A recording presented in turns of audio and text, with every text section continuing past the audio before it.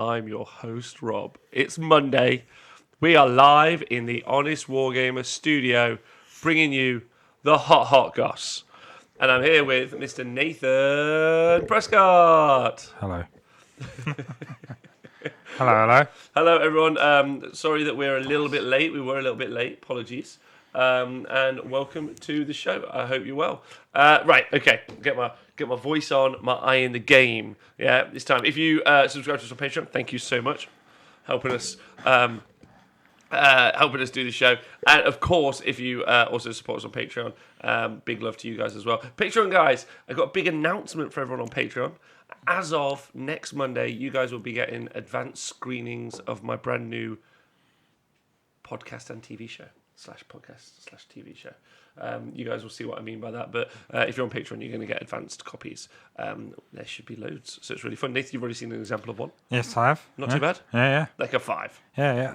What? A 5 what? Out of 10?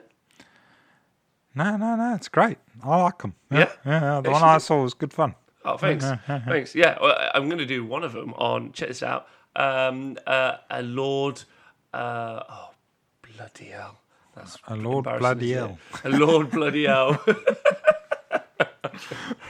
Anyway, basically the post Stormcast. Yeah, there you go. New orc Stormcast anyway, but chamber. that's just a big love to all of the Patreon guys. You guys are incredible.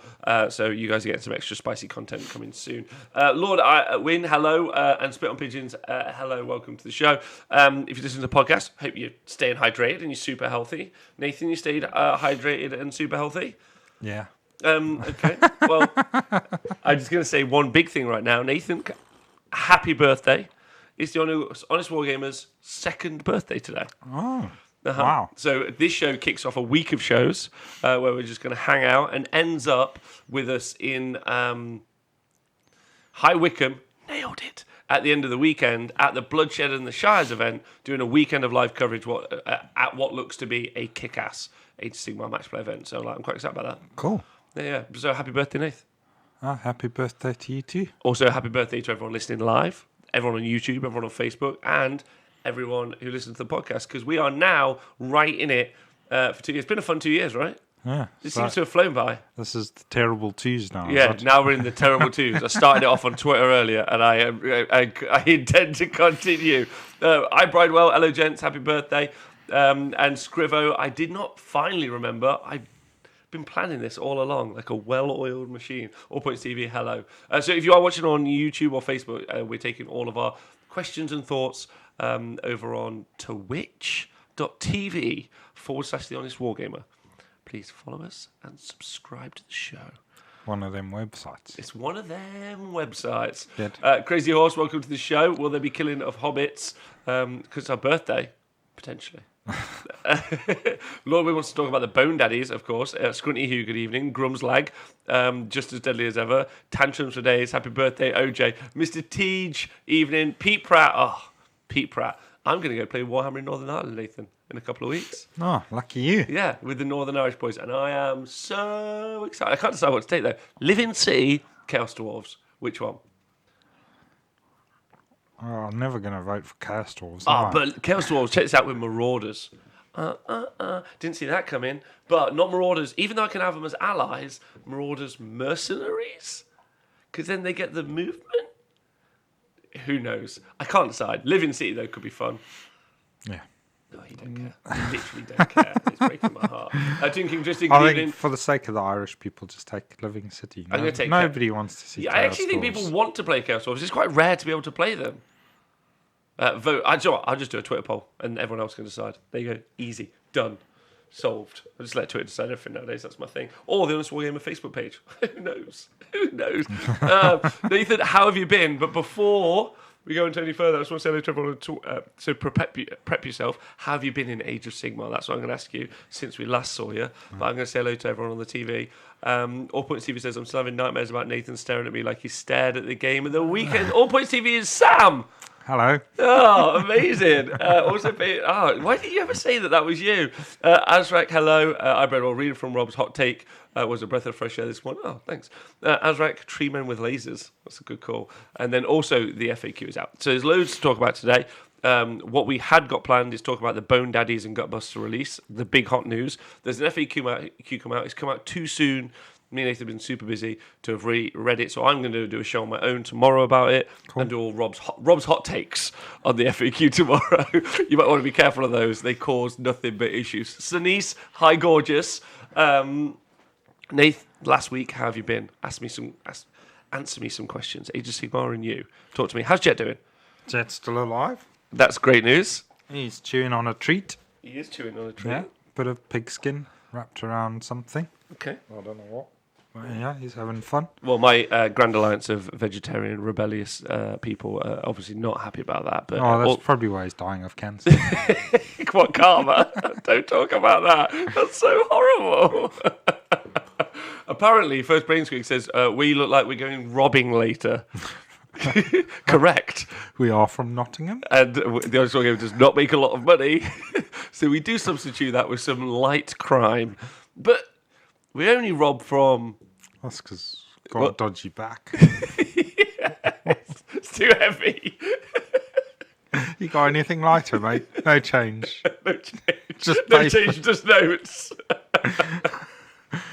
Keep those doubloons. So how you been this week? Tell me. Talk to me. Yeah, been fine. Been busy with work, obviously, and obviously busy with the Justice Series GT over the weekend. Yeah, we have. Also, we're going to talk about that. So we're going to talk about the news. We're going to talk about the Justice Series GT. I'm going to touch on my hot take for a small moment, but not too long. I don't want to lambast it. And then we're going to just talking about an army which I'm genuinely considering collecting. Okay. Like, I've started writing some army lists, but then I got on with the rest of the work I had to do today.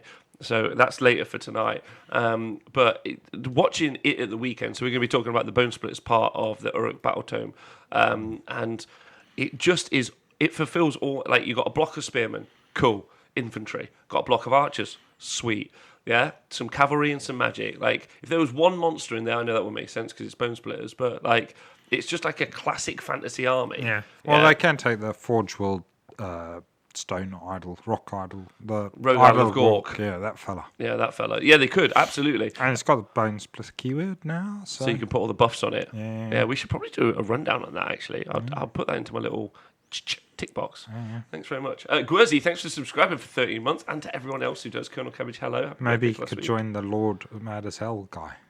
What is his name? He's the Pope of Stormcast, but I've just forgot his name, and no one takes it. And he's like, I was writing the info. Veritant? Today. No, it's not the Veritant, or the Variant, or the Vertutant. No, it's the Lord Exorcist. Smashed it. Exorcist. Absolutely smashed it. Lord Exorcist Missile. Yeah, Exorcist. Oh, Exorcist Missile. Professor Xavier, but spelt with egg. Very important. Xavier. Professor Xavier, great name. Sup, guys? I played Bonespliiterz last night and it's legit, says OJ. Agreed. TJ Mikey, hi. Tomb King Tristan, did we ban Slash from the chat? No, they're here. Lord Executioner, because that's him. Lord Vegetarian, that should be. And also, Professor Xavier is a cracking name. Smash. Evangelis, good evening. Right, okay, so I've said hello to everyone. Good. So, busy at the weekend, not played any other Warhammer? No, not really. No. You got any games in? No, I didn't get any games in this week because I was prepping for the Justice Series, wasn't I? Yeah. So, yeah, and I moved house. Oh, yeah. It's quite a busy week, really. Yeah, it was a busy week. I can't remember what happened. Even El Capitan WS10. Yeah, I moved house this week. Not that I really want to talk overly much about my personal life. It was also my birthday. I had a pretty busy week. There's a ton of things happened. It was nice. I saw the Joker. Loved it. If anyone's interested, thought it was a damning indictment of the mental health care system, and really well done. And the cinematography was luscious. I'm going to describe it as luscious. But I tell you what, Joaquin Phoenix has scared me ever since Gladiator. Oh, okay. Yeah, because he was incredible in that, I thought. I don't know. What do you think? Did you like Gladiator? What's Gladiator? Yes. No, I liked it. Some questions. Also, in my birthday show, some people are a little bit unhappy with you, Nathan, because I finally revealed, I gave everyone a video tour of the studio. Oh yeah. And if you missed it, some people have noticed our skylight or our it's now like a feature, I think, in the room. But some people are upset you haven't elected to fix it. But I did say that it is your job fixing things, and we can't afford you. You're too pricey. So plus, probably not worth it. Looks like he's about to fall down any moment. This is terrible for the podcast for everyone watching. Yeah. You go for a no on that one. I think that's fine. That's yeah, the landlord's a bit iffy about those sort of things. I don't want to. So we can tell you something about the hole in the roof. Me and Nathan, when the roof fell in, me and Nathan went to discover what the cause of the roof hole. And I would like to upload that video.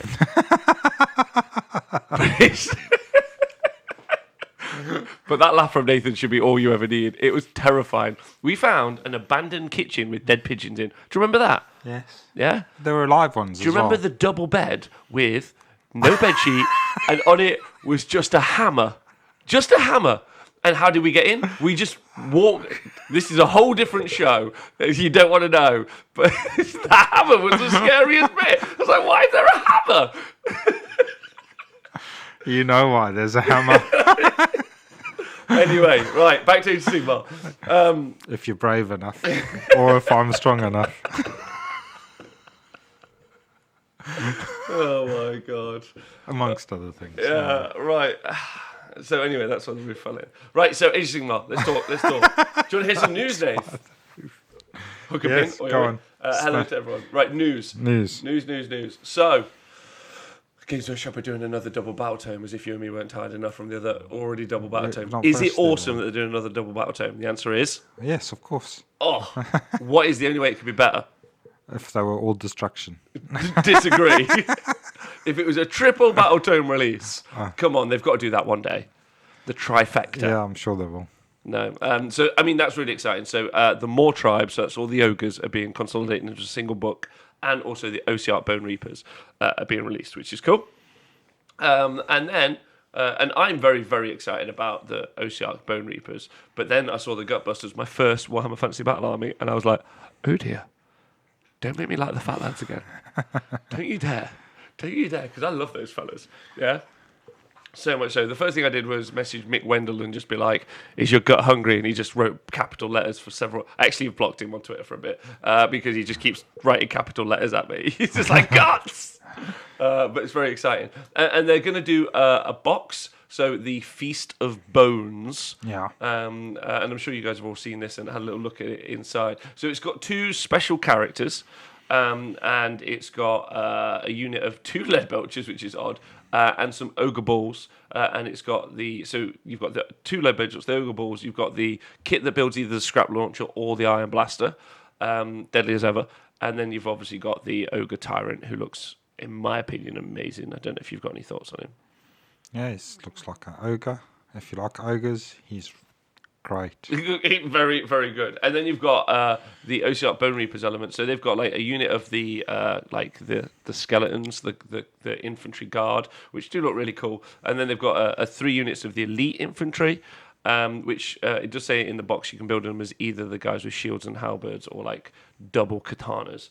I should know the names, but whatever. And then also 2 Morghast Archi. So that's cool. Cool. Having them in there as well. They've announced the book, and we've also seen... So what did you see those models, and or what did you think? Question to you and the Twitch chat. I didn't see them, no. You were telling me all about them when we were driving back from Liverpool. I did. And then by the time I got in, it was too late, and then I had to leave early this morning, so... Yeah. And I've only just arrived here from work. So. Oh, buddy, I'm sorry. I mean, you had a chance to no, you and me have done 3 days of like solid graft, haven't we? Already on Age of Sigmar, like Friday setting up, Saturday, Sunday already doing it. Then I mean, I've just been doing more work today, as of you. But we just come off the back of a very busy weekend. So you guys, I'm sure everyone else has had a busy weekend as well. But yeah. there we go. And then. Just seeing what the guys in the chat are saying. Tomb Contristan's bought the ogre halves for $40, so he's happy about that. Vangelis, I love how they address the deadliest ever comment in the article posting. That is very funny. Take all of my money, says Lord Win. Chuckabutty, I'm not interested in collecting either armies, but super keen to get the box for the sheer amount of stuff that's in there. What are you going to do with it, Chuckle Buddy? Yeah, that's very interesting. This is Hyra says not for me either army, but that's okay. Tomb King Tristan says I've watched the lore video, so the OC half is Gaunts, Steelers, 2 Tyrant Guard, and a Brood Lord, basically. All of it does look awesome though. So I think it looks really rad. I'd like to, before I go on to talk about the scenery, I would like to talk about the box sets, because there's a bit of an issue there that we've now seen happen. I think all these box sets that they keep doing are great. Loon Curse box set, great. Wrath and Rapture, great. I think they're great little box sets. Number one, just a treat for yourself at the end of the month. It's cool, especially if you like painting different units and models and stuff. You want to start some small little armies, get your friend involved, get them starting on an army. I think it's wicked for that. Don't get me wrong. I do have a little issue though, in that there's limited edition units inside of those. So, for instance, you still can't buy the Arc Regent from Wrath and Rapture, which is pretty much an auto include for Flesh Eater Corpse armies. So that's the guy that casts D3 extra attacks, the 2-cast wizard. So you can't buy him yet independently on Sprue. You can't. I think there's 8 or 9 units that have been inside box sets that they haven't I don't yet. think you can get the You can't. dude on the squig yet. No, you can't get the dude on the squig. Can you either. get the Sylvaneth? No, you can't. You also can't get the Arch Revenant either. So, like, there's a bunch of issues that they have with these boxes, and with no announcement date. And it's not me trying to like pour water on the flames of excitement. It's just something to be aware of. Like, if you're super interested in getting into either of those 2 armies, both of those 2 units might be pretty pivotal. The Arch Revenant's used in a lot of Sylvaneth lists. I don't know how good the Squig Hopper guy is for Gloomspite. You'd be able to tell me better. All right. Well, he's pretty key if you're doing a squig list, because he just increases the speed of your whole army nearly. So yeah. So really good. Yeah, he's pretty useful if you're going squig heavy. Yeah. I think so. I think a touch of caution, and this isn't me saying rush out and buy it. But if you are interested in the armies, I'd be aware of their limited use. Their limited stock, and the fact that those units, especially, we don't know anything about the Bone Reapers yet. I'm hoping Man Who Reads Book is actually going to read Book on Friday, so that's going to be really exciting. Yeah, we don't know anything, so just be super conscious of that. And if you are tempted to get into Bone Reapers or tempted to get into the more tribes, then potentially, I think the Ogre Tyrant's easier to probably proxy. Whereas the OC Bone dude is pretty unique looking. It looks pretty great. Oh yeah. Yeah, he looks pretty great. There's old Jet in the chat. Mark Wildman, hello, how you doing? I hope they're putting out product I don't want. What do you think of that terrain piece? Oh, we'll talk about that in a minute. Scrutiny Hughes says the Bone Daddy's going to make some good basic materials. That's good. K-Dread says they're not cities, so they're not for me.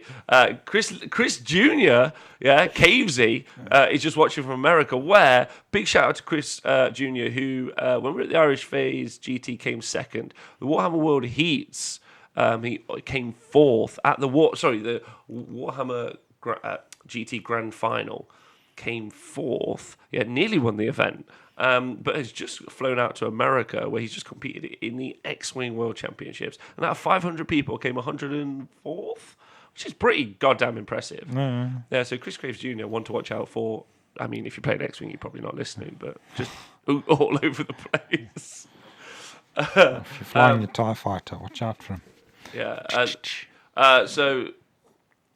Ghost Mountain, it'd be okay if they released the heroes a few months later, but their exclusivity lasts for sometimes years. So yes, we haven't had a whole bunch. Yeah, would still love to buy a Relictor, says Chris Danish, because you still can't buy a Relictor for Stormcast Eternals, and you also what?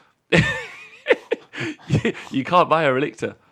Like, you just can't buy them. They don't sell them. Like, they stopped doing the box. It might be in the Start Collecting box. That's what they did, I think. There's a Stormcast Start Collecting box, potentially with the Relictor in. But you can't buy the Korgoth, unless that's also in the Start Collecting Corn box. But you can't buy any of them on their own. What? Yeah. So it's That's an good. I issue hate that collectors, but still, that's so weird. it's a little bit of an issue that a lot of people don't know about.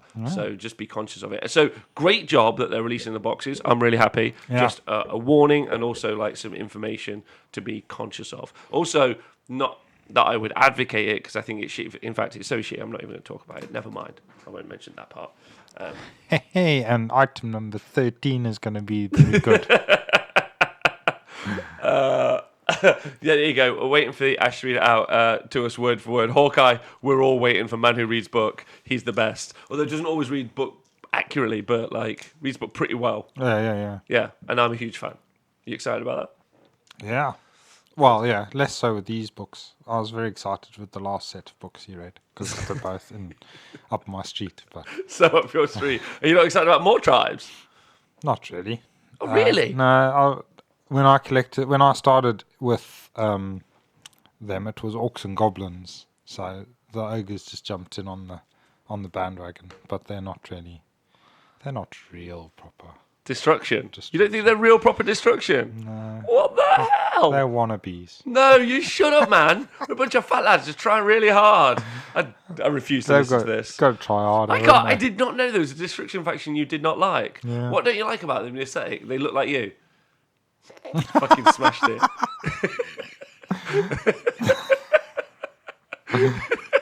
Yeah, that must be it. I really hate myself. I'm really happy with that. Thank you very much. Good night, ladies and gentlemen. This has been great. What do you think of that, Jet? Oh, Jet the dog in the chat. Elko Rob, thank you for subscribing for 15 months, and he's put some jet emojis up. Castrix says Games Workshop definitely needs to come up with a release for the standalone models for those.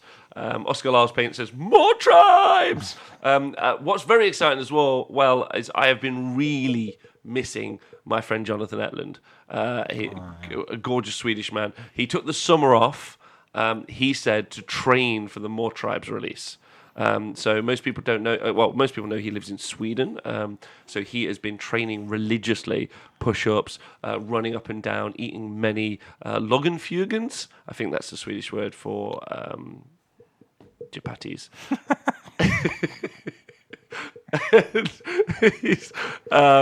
He's been. So he'll be back soon on the show. He'll be back on the show. Oh, that'd be great. To talk about the More Tribes. I haven't actually asked him yet, but I'm pretty certain he said he's ready. So Russ says it has to be a conscious decision by Games Workshop. A lot of special characters behind the limited box sets, both AOS and 40k. Seems odd though, because they only ever make a limited amount. Like both of those boxes, or all of those boxes, are now sold out. Wrath and Rapture's sold out. Loon Curse is sold out. So there's a limited, and then the resellers. That's what I didn't want to mention because it's a shitty thing to do. The resellers, so someone who buys 3 or 4 boxes and then just bangs them all on eBay, they're just having a fucking grand old time. So, like, it's a bit of a shame. Or another company from a certain country, hashtag free Hong Kong, we don't talk about, also do it as well. Right, think you can buy the Stoker. Right, okay, we're all good. Everyone's here. Speckles is also in the house. But not here, not publicly. He is at home. He's lost one of his eyes. Most people, because he was so excited about Bone Daddies. He just started stripping his flesh off. Off of his bones. Scrunty Hughes says the best thing about a double Battletome release is we're closer to the new Seraphon Battletome. Couldn't agree more. I watched him play one of those romance novel video games the other day. Who did you watch? Oh, I don't know. Right, Probably okay. Jonathan. Oh, Jonathan. Oh, yeah. Also, hey to Just Nikos in the chat. Just Nikos has had a really tough time this weekend. He was publicly targeted by the Games Workshop events team to not allow him to win an event. They actually banned them from playing second place. Tied his shoelaces and together. then tied his shoelaces together, all because he was playing Iron Hands. Hashtag awkward. So then, but Oripa points out as well, but the limited edition models like the Guardian of Souls Mortality Glass, which their reasoning for that, which was the store birthday anniversary limited edition model, that's now illegal in match play. However, the limited edition box set models, not illegal in match play. I've spent too long on this, but I just thought I'd let you know. Anyway, Perkisaurus, thanks for subscribing for 7 months and for our birthday being back here because he's put snakes on a plane. Snakes on a plane. Oh, yeah. Right, okay. There was also a FAQ out today, but we can't talk about that. Do you know the narrative for the OC Bone Reapers? They've talked about it now. They're really thin on the ground. The narrative is that they use bones to basically manufacture cities, and they've got this place called the Necropolis now, where they've got like merchants and it seems like a death city effectively. But these guys send out like emissaries to like cities, states, and they say we want our tithe of bones. So they give you a tithe of bones, and they ask for like bones from the crypts or everyone to lop off a hand or something to give them the bones. If they don't, they'll just raise your city. And sometimes they'll go away for centuries, and then they'll return. They'll be like, we want another tithe of bones. And the idea is that they're just like, they're not ever like going on a kind of like destruction or a chaos kind of like just kill everyone. They're looking to like just use people to like breed stocks. As breeding stock and just gather bones to create more of their army, not the harvester. They're not using it to generate the harvester, not at all, because it's awful. It's the most awful model. How does that get made then? The harvester, I hope it never gets made. I hope its rules are like top tier trash. I hope they're Troglodon level rules. I hope beyond all hope. However, knowing my luck, it's going to be the best unit in the game. 32 mortal wounds every combat phase. Like, always strikes first 3 times. You're like, oh, flip. Damn it. Yeah, that's their story. What do you think of that, like, in the Mortal Realms? Because they clearly are expanding the narrative there. You like it? Yeah, that's interesting, isn't it? So, the Mortal Realms obviously gives you that scope to be able to make up some weird and wacky things, and sounds cool. Sounds a bit like Stargate or something like that. Stargate SG-1 or Stargate Atlantis, or the only one season Stargate Infinity. Can't remember its name. Which one? Or Stargate the film. The film. Did you know there was anything other than the film? Yeah, vaguely, but right. Stargate Universe. Thanks so much. Sunise, good point. Actually, it's interesting they don't care about souls. So, like, I saw someone post up today, like in a hilarious little post. I thought it was good. You know, like, so most people will know, but just in case you don't, Soul Wars, Nagash, many aeons ago at the beginning of the Age of Sigmar, when there was like a pantheon and like Alariel and Nagash, everyone apart from Chaos basically were in Sigmar's High Council. And then Nagash was like, yeah, cool, I'm on board with all of this. Just give me all the souls that you guys like have. And we're all chill. And then Sigmar's like, nah, fuck you. Like, and Chaos comes, and then Sigmar's like, nah, fuck you, I need these souls to make the Stormcast. Then Nagash gets bitchy AF. Yeah, really holds a grudge. Silent treatment for, like, centuries. Well, more than that. And then he, like, uses all the Realm Stone in his entire realm, turn it into an upside-down pyramid, cause the Necroquake, and then just wreck stuff. But sounds like a cowboy builder. It does sound like a cowboy builder. Nathan, how much did you charge to make a black pyramid? I don't know. Upside down one. Upside down one, floating. I just want you to know that. And I'd like. I'm not 100% sure about building words now, so I'm going to say some things. I'd like a nice bit of trestling, yeah, and the architriving to be gold. Yeah. Sounds like you need rat traps as well. Yeah. Probably also some lineaments. Lineaments. You know, crossbeams that are lineaments. What, yeah. lentils? Exactly. And then also some stapling in the wall.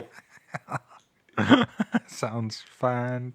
Just I'll go get your quote. Thanks so much. Duke Tristan says, they finally made Farmers Battletome bone farmers, though, yeah. Liam Jordan says he likes it. Nagash just wants a steady stream of material. This fits that well. No Sigmar interrupting his supply line like the DEA and some Mexican drug cartel. Stormcast now. I want to see Narcos, but in the Mortal Realms. That'd be great. Okay. Hi, Reflex Dog Train and everyone else. Make him stop, Nathan, says Sinise. I think Sinise might know something about building. Necro Cabbage and Crutch Goblin, the cutest couple at the Mortal Realms. So yeah, I think it's interesting that they've gone for that bone soul differential. I also think it's quite cool that they obviously he uses it as like a resource, the bones, to create this other stuff. It does give kind of like a resource mechanic to the universe that's very interesting. For instance, we know that when Slaanesh was pinned in, it was all about getting those elven souls out. So souls have already been something. There's already realm stuff, like the realm. They're not called realm gems. Each realm's got realm stone. Yeah, realm stone. So that's also a thing as well. That's got some quality to it. There's also gold as an example, and shade glass. And aether gold. Oh, aether gold! I forgot about that as well. Cloud gold. So it's quite nice that they've really started to give us bottles. Commodities, bottles. That's what Gits are after. Oh, Gits are after bottles. Why are they after bottles? They're recyclers. Oh yeah, because they're hippie warriors. Oh, of course. And now the Moor tribes. Yeah, Warpstone. Also, thank you. Yeah, Warpstone, and also the Moor tribes now are after meat. Big meat. But then the Bonespliiterz you would think would be their natural enemies, because the Bonespliiterz are also after... Do they collect bones or only split bones? Interesting question. Do they collect them? I think it's the spirits of the animals. And they get them and they keep them in the bones. That's why they wear the bones. One of the Bone Daddies tribes, or clans or whatever it is, like we've seen before, like a city. But one of them, they collect the bones from monsters. So their whole army is made up of monster bone as opposed to human bone or something. Which I think I thought that's pretty rad. Yeah, I like the idea that there'll be more bestial and stuff, but that probably won't be. Attack 3 times in combat phase. That's the way to write that. Reroll ones. Yeah, reroll ones. Or just reroll ones. The realm of Gur, the worst realm. So they've also released, they've shown us a picture of a fancy new terrain piece. 2 terrain pieces. There is the Necropolis, covered in bones, there. And they've also done some, they've shown us the Ender Spells, which... not very good in my opinion. I've not actually ever not seen those. What do you think? A triangle with some smoke. Yeah, perfect. Please describe them all like this. What about this guy? This is great TV. Loads of hands, I think. And then, what's that? That's a bird. A bird fart. It's a bird. Coming to you soon. You should work for a marketing department. And then they have shown us this.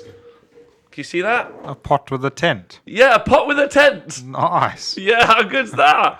That's actually. Yeah. I think that's rad. You like a pot with a tent? I like pot with a tent. Does everyone? So what's everyone's favourite of those 2 terrain pieces? I'm pretty certain there's also some Ender Spells coming out for more tribes. We've seen it in kind of some leaks and stuff. So that's really fun. But I think what's your favourite of those 2? Big pyramid of bony stone or tent with pot? I'd go with the tent with the pot. Oh, really? Right. Yeah. Okay, how come? Just looks more honest and usable. Who the hell wants a bony thing sticking up out of the ground? I mean, there's an answer, but I can't say it on TV. A pot and a tent are quite useful things to have. they are quite useful. Crocs77, thank you for subscribing, by the way. Warhammer Rob, hello, hope you're well. I hope the little one's well. Loads of hands. Socialist, big fan of loads of hands as a description. Nick says, so glad I just sold my ogres. Unhappy. I don't know if he is actually happy. Apparently the Moor tribes and the spell are salt and pepper shakers and a waiter. One of them's a waiter. Gasol? Bill, please. Gasol? Bill, please. JCD Fluffer, thanks for subscribing 23 months in a row. The ogre pot is amazing. I personally think that's the coolest You're one. a fan of the pot. Oh my god. My little cookout. That's what's almost got me back into the army. What you going to put in the pot? Whatever I want, hobbits.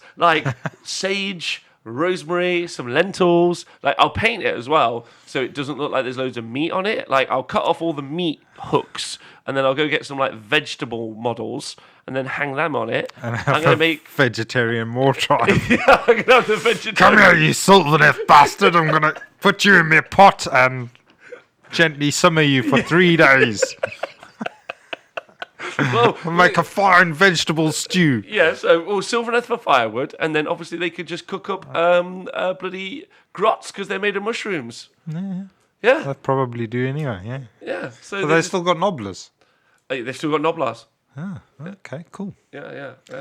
Oh, they've got a little bit of redemption in my eyes. Yeah, Cool. which is good. Oh, so they've got some little fellas, so you're more interested now. Do you have like a height issue? I've just realised every army that you like, you're like dwarves, short, gits, short fellas all the time. Yeah, I don't need to overcompensate for anything. Wow, rude. That's not what I'm doing. You and your big bone thing on the table. We do need to release the Warhammer cookbook. I'm actually going to do a show on that this week. Let's do it. Short Guys Unite says Castrax. The Slaw Tribes. Cold Slaw Tribes. This is great. Did OJ say that? Oh, the Slaw Tribes. Thank you so much, Mr. Owen Jackson. Oh, brilliant. There you go. Games Workshop can't pin me. I'm not collecting meat. I'm collecting. So the other two things that they announced, and this is the most important thing that they announced special dice for both of the two armies. Oh, cool. And just like every other special dice they've ever done, which is fucking perfect. Yeah? I can't begin to express how excited I am. They are absolutely unusable in the game. They've done it again. They have nailed it, and I never want this to stop. I want it every time. The OCR Bone Reapers one are functionally mental. Like, they're the best.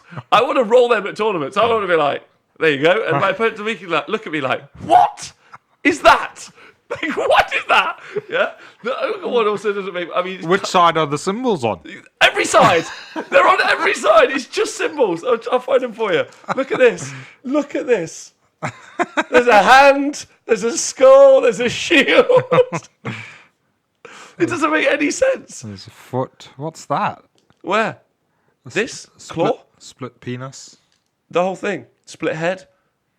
They're the best. Now, if anyone criticizes those dice, I will fight you in the streets. They are flawless. Yeah, they're exactly. Speckle says also so amazing. This dice 6 sides and 6s. They're all just 6s. No one knows. Tukey Tristan says the new dice are banned at CanCon. That's rude, in my opinion. Also, very excited to be at CanCon. Not long now. I think I have some news. I don't know if I can. I'll wait until I can confirm it about who some of my co-hosts are. Big fans. Oh. Big fans. I am. I can confirm one. Gemma is making a return from the Failed Charge podcast. Cool. Yeah. And she's amazing. Yeah. Her and her crew are the Failed Charge guys. Great bunch. Yeah, great. Yeah, is it Gemma's crew? I think we should say that now. Yeah, Gemma's crew at the Failed Charge. She's definitely the boss. Yeah, she's the boss. Yeah, let's say that now, right? Right, 1000% gonna use them. I'll never roll 2 again, says Speckles in the chat. Unlimited Blame says apparently there's supposed to be some big dice. Oh, the More Tribes dice. Sorry, Slaw Tribe dice.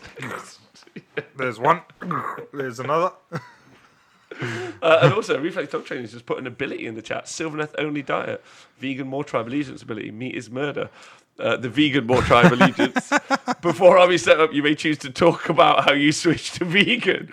Opponent is affected by meat is murder for 4 rounds. At the end of the 4th round, opponent may choose to flip the battlefield or punch you in the face. Deal. I'll take it. That's the allegiance ability. It's better than some of the other ones they've written. Right. So overall, are you excited about either of those releases? Twitch chat. I'd like to hear what you think, Nathan. What you think? There's obviously more information coming in soon. Yeah, it'd be good for the game. I mean, I don't think I'll be collecting either of those, but yeah, be good good to have some more stuff. I mean, obviously, both of those armies are as broke as bananas, which is why they needed to double the depravity that Slanesh get. What are you saying? Both of which armies? Both of them armies. They must have been playtesting them against the Slanesh guys, and the Slanesh have been taking a savage kicking. So they think, well, the best way to sort this out is just double depravity. Oh yeah, you told me this theory in the car. This is my theory. So Nathan's theory is that the White Dwarf article that we've seen released, where they doubled the depravity for Slanesh, is a retroactive kind of like response to the playtesting they've done with those Boar Reapers and more tribes, and they've given Slanesh such a kick in that they've now had to release a more powerful version of Slanesh. Yeah. Perfect. Makes sense. There we go. Makes sense. Well, thankfully there won't be an issue then, because equal and balanced, equal. Yeah, it'll be a level playing field. It'll be so easy and fair. As flat as a realm of battlefield. Bored. Just as echoey. Right, okay. So me personally, I've got my eye on both. I really want to know the narrative for the Bone Reapers, because obviously they've done that from the ground up. So I think when they've done that, and they haven't had to like retcon stuff. So as an example, we already knew some stuff when it came to like Gits, for instance. But they expanded that narrative, and I think in a great way. But with Kharadron Overlords, they really impressed me with the Kharadron Overlords when they did that. I thought that was rad. I thought what they did with it, how they kind of made them evolve, that was really cool. Less so with the Inet Deepkin. I thought that was a bit weird. I still think it's a bit weird that they literally bring the sea with them, but let's not. In the realm of fire, it's hot. It must be steam. Science, but then magic. So well, that's how it gets on the land. It's steam. No, it's not. It's a sea. It's the Aether but Sea. How they get it onto the land? They make it steam. Then it's easier to carry. Can I tell you a quick The story? problem is when they're fighting the Beast Scroll Raiders or whatever and then those guys freeze the sea with the Everwinter. I think they're retconning that. I think they're moving away from that story. It was a bit rubbish. I think it's in there still. Or maybe. I'm not sure. No, Andy Dunn. Everwinter is such a good thing, man. The Everwinter story. Yeah. Did you like it? It's a great way of getting rid of Ideneth Deepkin. Just freezing. You're frozen now. I'm sorry. Yeah. All right. Fine. Yeah. I'll take that. The Bone Boys have got a spell. We've heard some releases. Make you floppy, roll a dice. On a 4+, you can steal an opponent's keeper of secrets. If there are no keepers on the board, the phase ends immediately. Interesting. In Ashby, the Aether Sea is vape smoke, says Sneeze. Yeah. But anyway, I'm excited about that. But I'm also excited I'm excited about the big boys, because been a long time fan of the big boys. And it's nice to see that they're getting their day in the sun. I mean, Beast Scroll Raiders were strong at one point in the game when they were grot blocking. Not their book itself, but just the Stonehorns and Thunder Tusks. So it's nice to see them all put together. Man-Eater's in there as well. Finally, by the way, if they haven't made... There are things... Obviously, we're about to talk about game balance a bit, yeah? But if the Firebelly doesn't do 8d6 mortal wounds on a 3 to cast. No, not just to anything. I want it to cast on a 3, 36-inch range, 8d6 mortal wounds. Roll a dice, 3+, do it again. That isn't what he gets. Okay. Having been in his own faction on his own for years. Yeah, left out like apartheid. Yeah, segregated. You know what this is like. Yeah, he deserves his day. Yeah, to Firebelly people. And if he doesn't get it, we riot. He's got a special spell that eats everybody's summoning points. Has he? Yeah. How do you know that? Just made it up. That would be good, though. They should have a mechanic where they just eat the enemy's abilities. It's like, no summoning for you, no war points for you. That'd be fun. All right, fine. Lone Train play high. Andy Dunn says, I've got 32 Ogre Cav and 8 monsters ready to go. The hype train is real. Mornfang. I forgot Mornfang even existed. Maybe they'll be better. Do you think? Yes, they're likely to be better. I think the key... It's very hard to make them worse. depends. They are a lovely pool of depravity. Lofthammer, I hope you're feeling better, by the way. He says, can't wait for the fat lads. Really excited. Reflex Doctor says, Michael from Doom and Darkness, haven't seen his son post in a while. Wonder if he sacrificed him for the Battleton release. Reaper says, how do we know he's in the book? He's not a Gutbusters, because if they don't release him, we riot. That's what we do. Yeah, I'm pretty sure in the earlier teasers that they did ages ago, they mentioned him. The Firebelly finds a home, like a wandering nomad. Yeah. Oh, can't wait. And it's a great model. Like, it's a great model. Well, I really like him anyway. Okay. All right. So that's all that news. Obviously, the FAQ's come out today. We haven't had time to read it, so we're not going to read it. Other news. We were at the Just Play GT Series event this weekend. Yeah. So that was run by the Just Play guys, Richie and Ian. Great event, I thought. What were your feelings and thoughts? Really nice. Yeah, really nice venue. Well run. Nice pack. Great pack, actually. I like the terrain was good.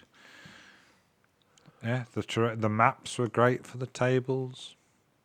They were pretty clear on all the rules, judgings and everything like that. Really responsive. They sorted everybody out. Everybody was invited back to the shop for burgers and beers on the Saturday night. So yeah, sweet. Yeah. Can't go wrong, can you? No, not at all. I'd like to echo all those sentiments. Pack was really good. And some interesting new things as well, like really innovative. So predetermined terrain maps. But there was, I did them a bit of a disservice by just putting up one picture on Twitter. But they effectively just labelled the terrain, and then you just turned it to the table and it had it, and then they swapped them all around between rounds. Yeah. And while they kind of just had all the terrain in pieces of 9. So 3 kind of along the centre, 3 along the sides, fairly equidistant. But they were all odd-shaped, like terrain normally is. So it was a little bit off. And I saw a criticism that maybe some of it could have been off-centre, etc. and stuff, which is fair potentially. Could be. Yeah, I think they were just trying to make it as balanced as possible, really, for the game, as opposed to... But it still looked right to me, yeah. It wouldn't have interrupted my... narrative. Immersion. Yeah. No, I think the key element that they were doing, and which I really respected and liked, was what they put together was they were obviously focusing on making sure that there wasn't like triple commanding, or if it was somewhere, it was in the centre. And I thought that was a really interesting kind of mechanic, like going down to that minutiae of the game. So I thought that was really cool. Like you said, the pack was really clear. I think the venue was great, like just opposite the train station. You and me had a great time. Me and Nathan stayed in a crack house for the weekend. It's great. Yeah, well, it was great. Yeah, Friday night we got woken up in the middle of the night by just a riot occurring in the house. People were fighting, and then when they finally all left, some Polish fellas outside of our bedroom window just started playing techno to each other and talking about how much they like it. Nathan had to get up in his pants, go outside, and just say, "No techno for you," and they just turned the lights off on him. It's great. It was a great time. But I imagine not all of Liverpool is like that, right? No. Just that bit that just we were that bit we were that in. building.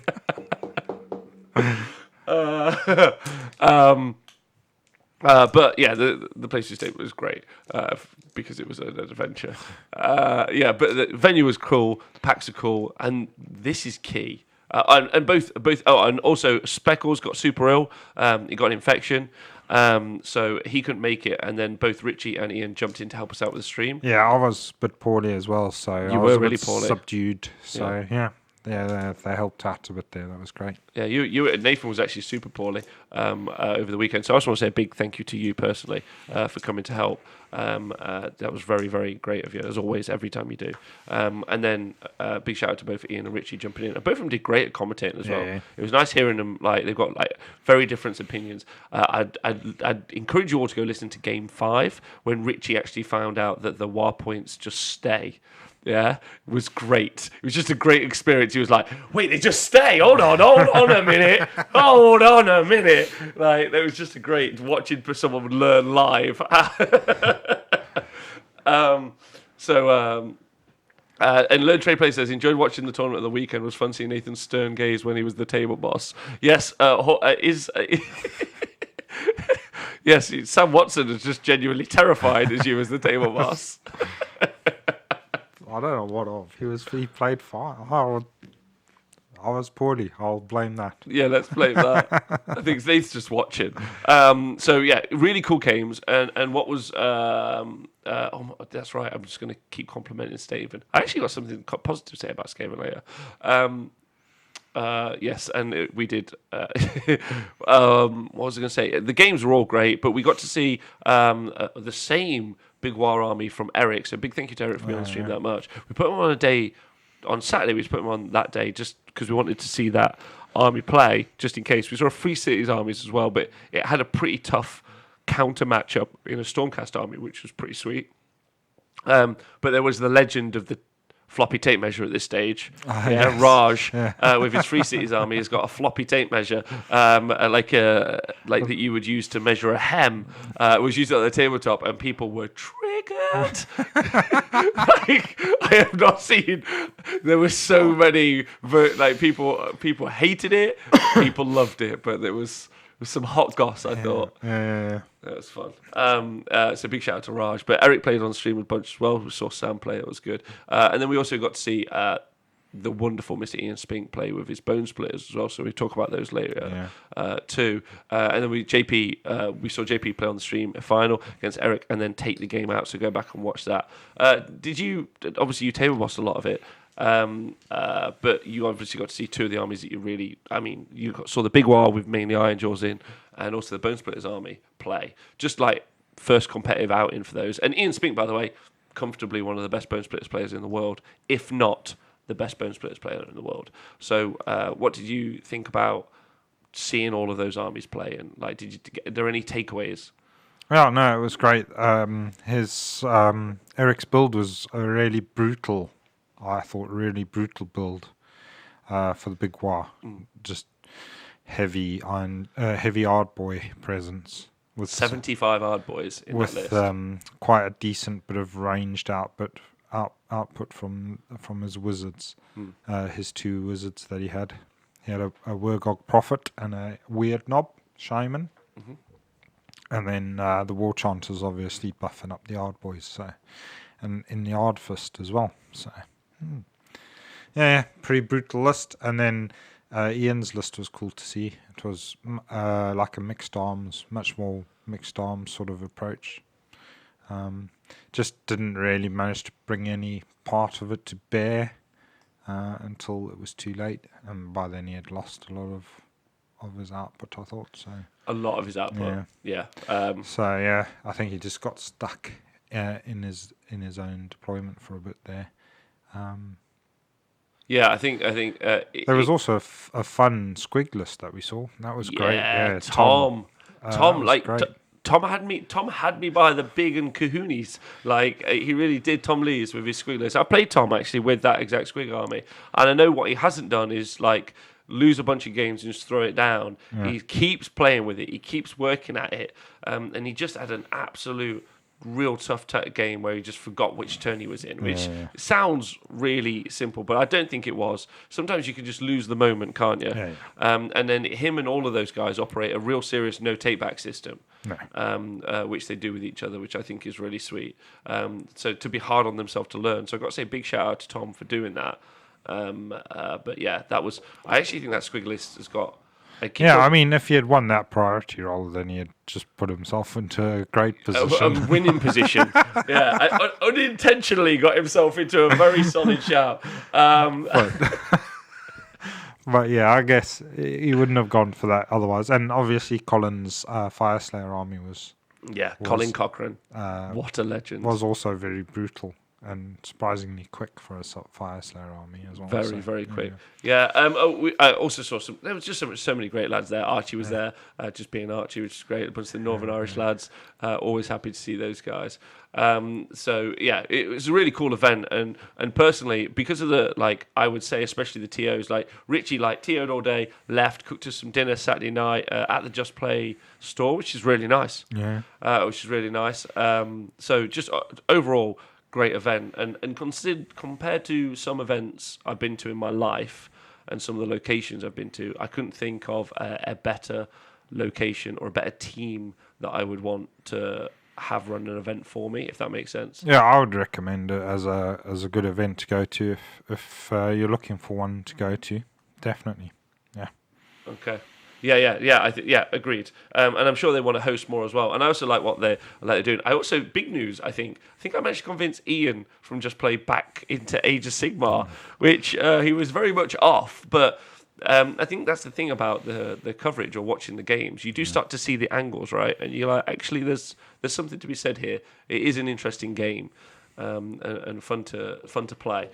So I really do hope that that's what's happened. We'll see whether or not it works out. But I know he picked up the Free Cities book and was talking about Phoenix Guard a lot. So that'd be nice.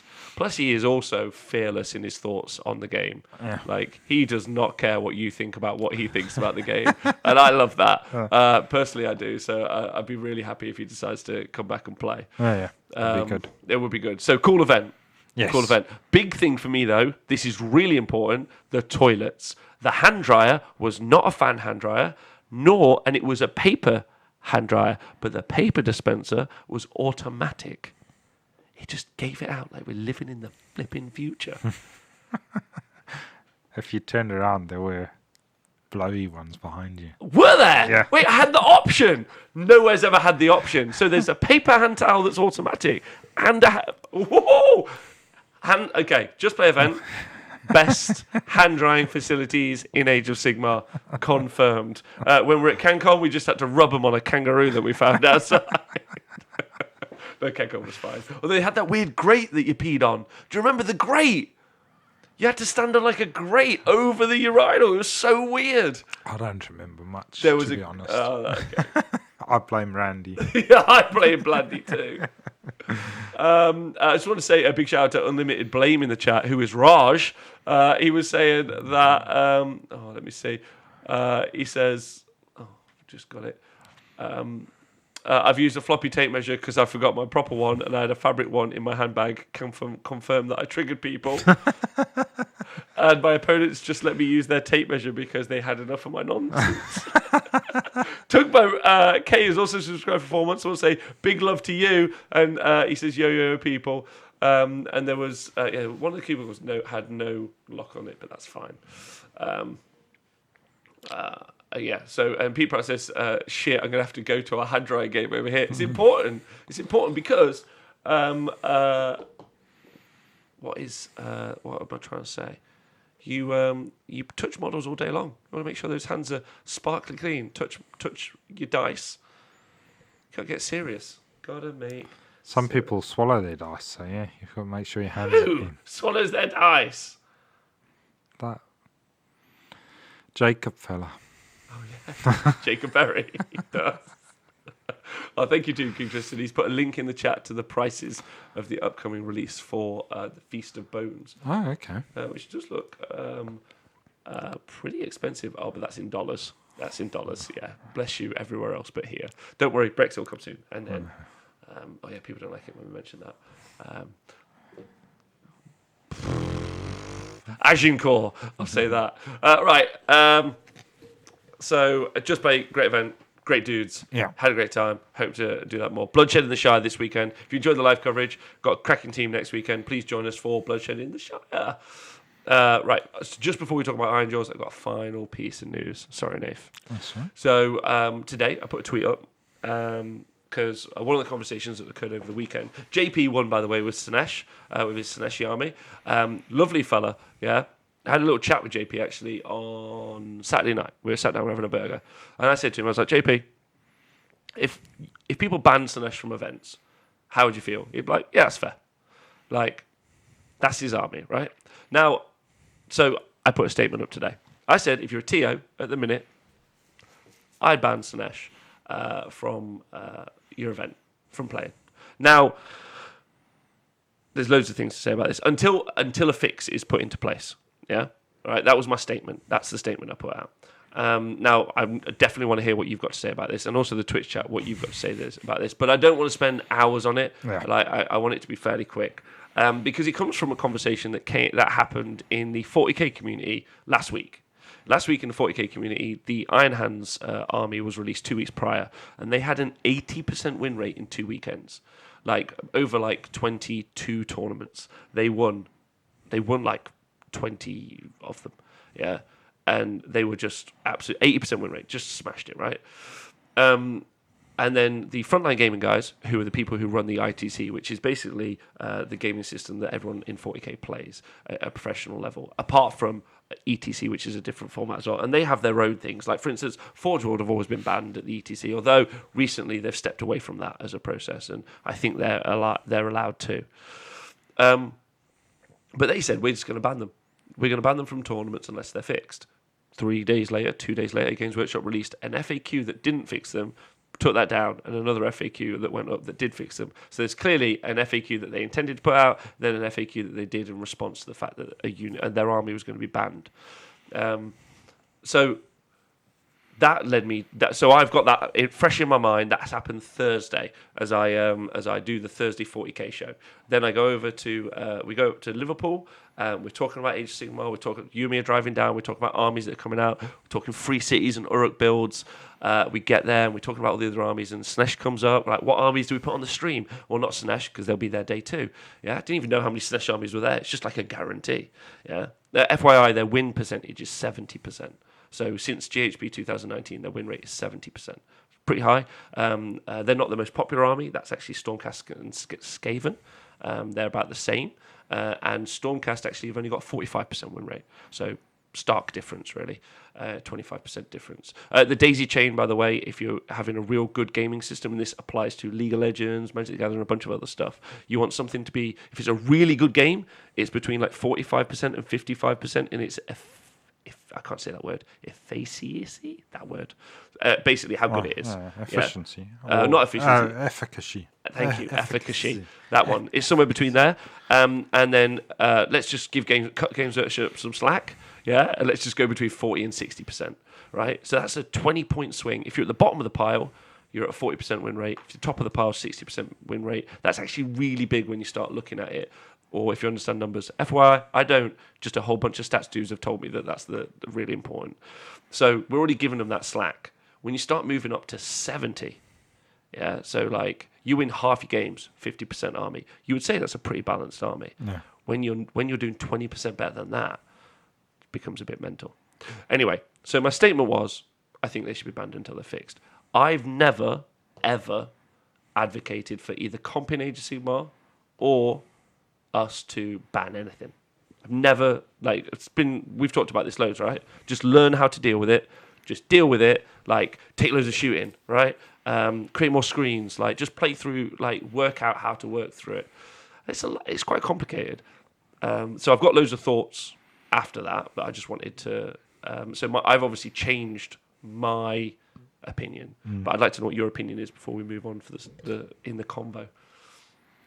Well, I mean,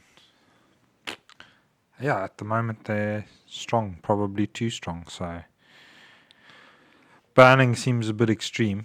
Mm-hmm. So you'd be looking at comping, I guess, is your other thing. So it means that you're having to fix them. I don't know. So that would be like community-based comp. Yeah, well, or just the TO, because I mean, comp is a big thing in 40k anyway, isn't it? Well, so interestingly, no, they now don't ban anything, but the people. No, I mean, but they change, they alter the rules, don't they?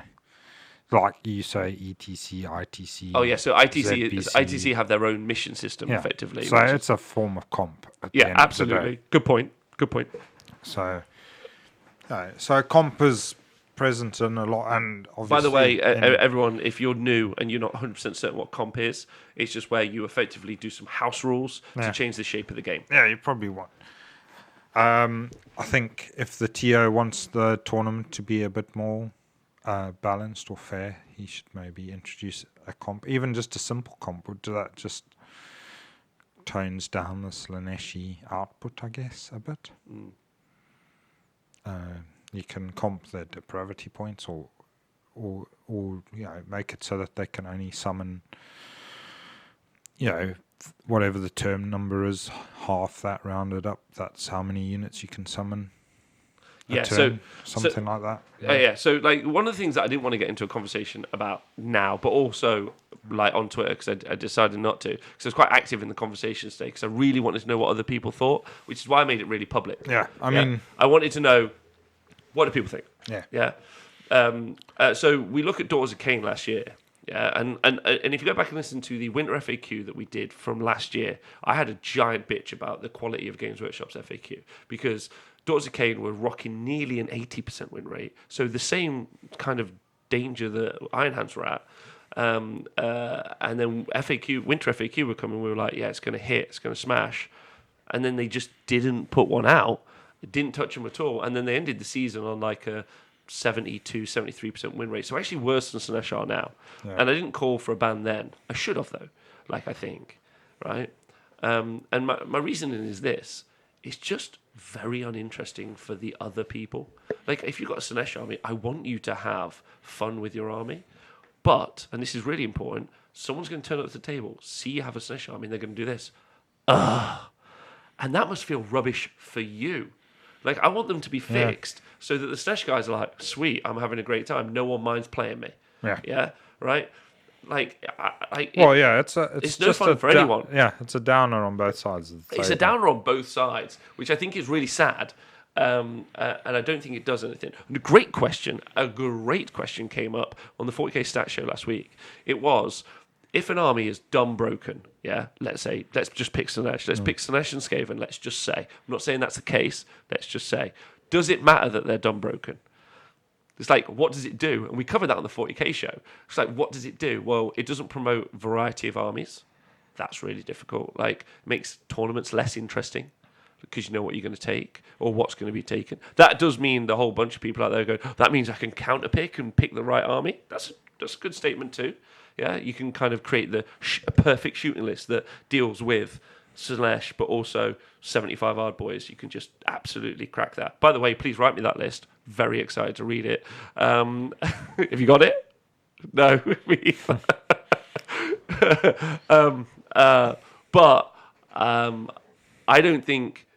Anyway, what I'm trying to get at is I don't want anyone to be sad. I don't want all of the people who like the army to be sad, and I don't like all the people that just keep having very uninteractive games, getting their ass kicked, being very sad.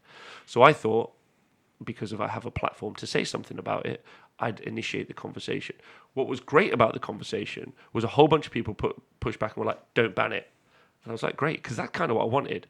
But what they all said was, this is how you comp it. Yeah. Right? And that was the conversation. So by going a little bit more left of extreme, because I would never want anything to be banned, they've just gone, well, double depravity, or Locus only works on a 4, or, people were making their own suggestions. And that meant that people were acknowledging that there was a problem, which I think is a fair statement, I think. And I thought that was a good place for that conversation to go.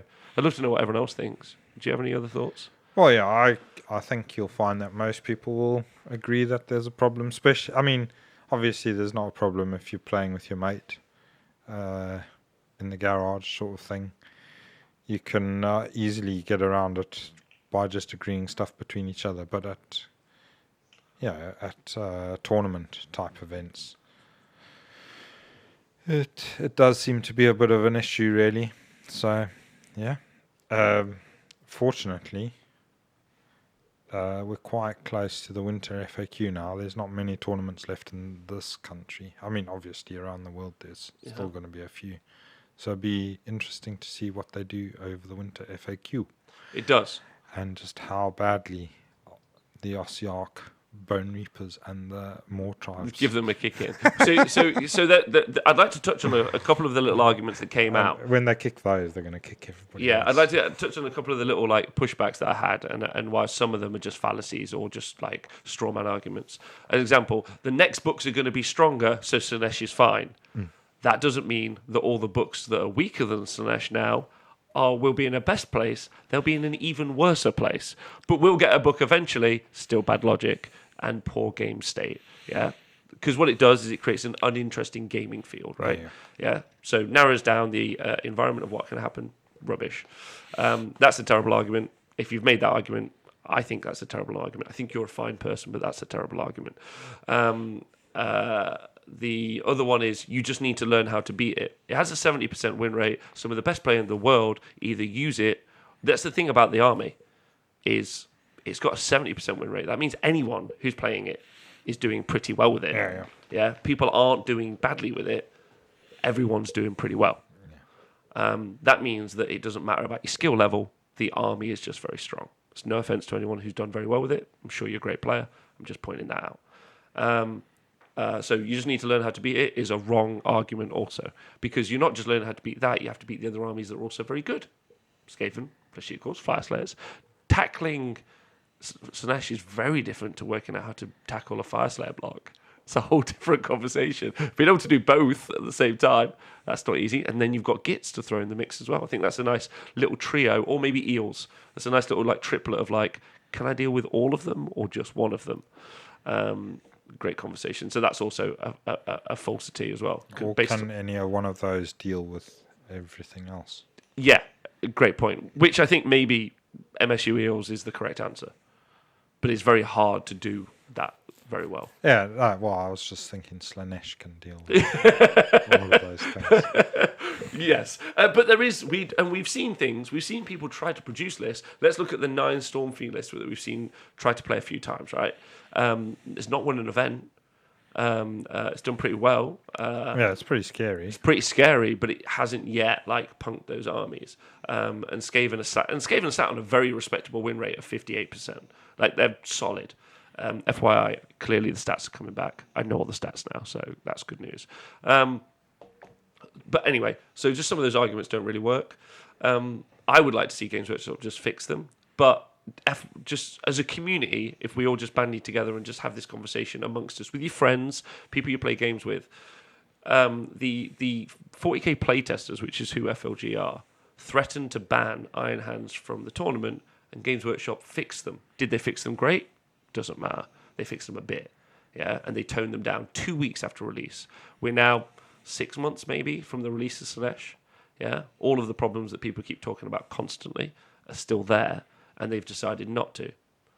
I don't think banning might upset the people who play Slaanesh, and I don't want them to be upset, but it might create better games for the other people who are in the world, and I think that seems quite nice personally. If my army was super OP, I probably wouldn't be playing it anyway.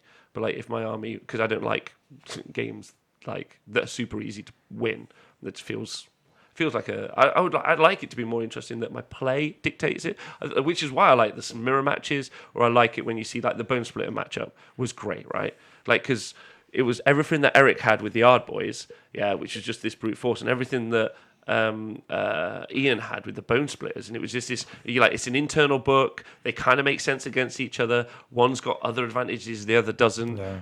How does it match up? Maybe it was a mismatch. Don't feel like it was. Scenario was interesting. Ian did a great little bait move. That was Warhammer, right? It was all down to the generalmanship. But then you're just watching dudes roll a 2+. I'm not that impressed.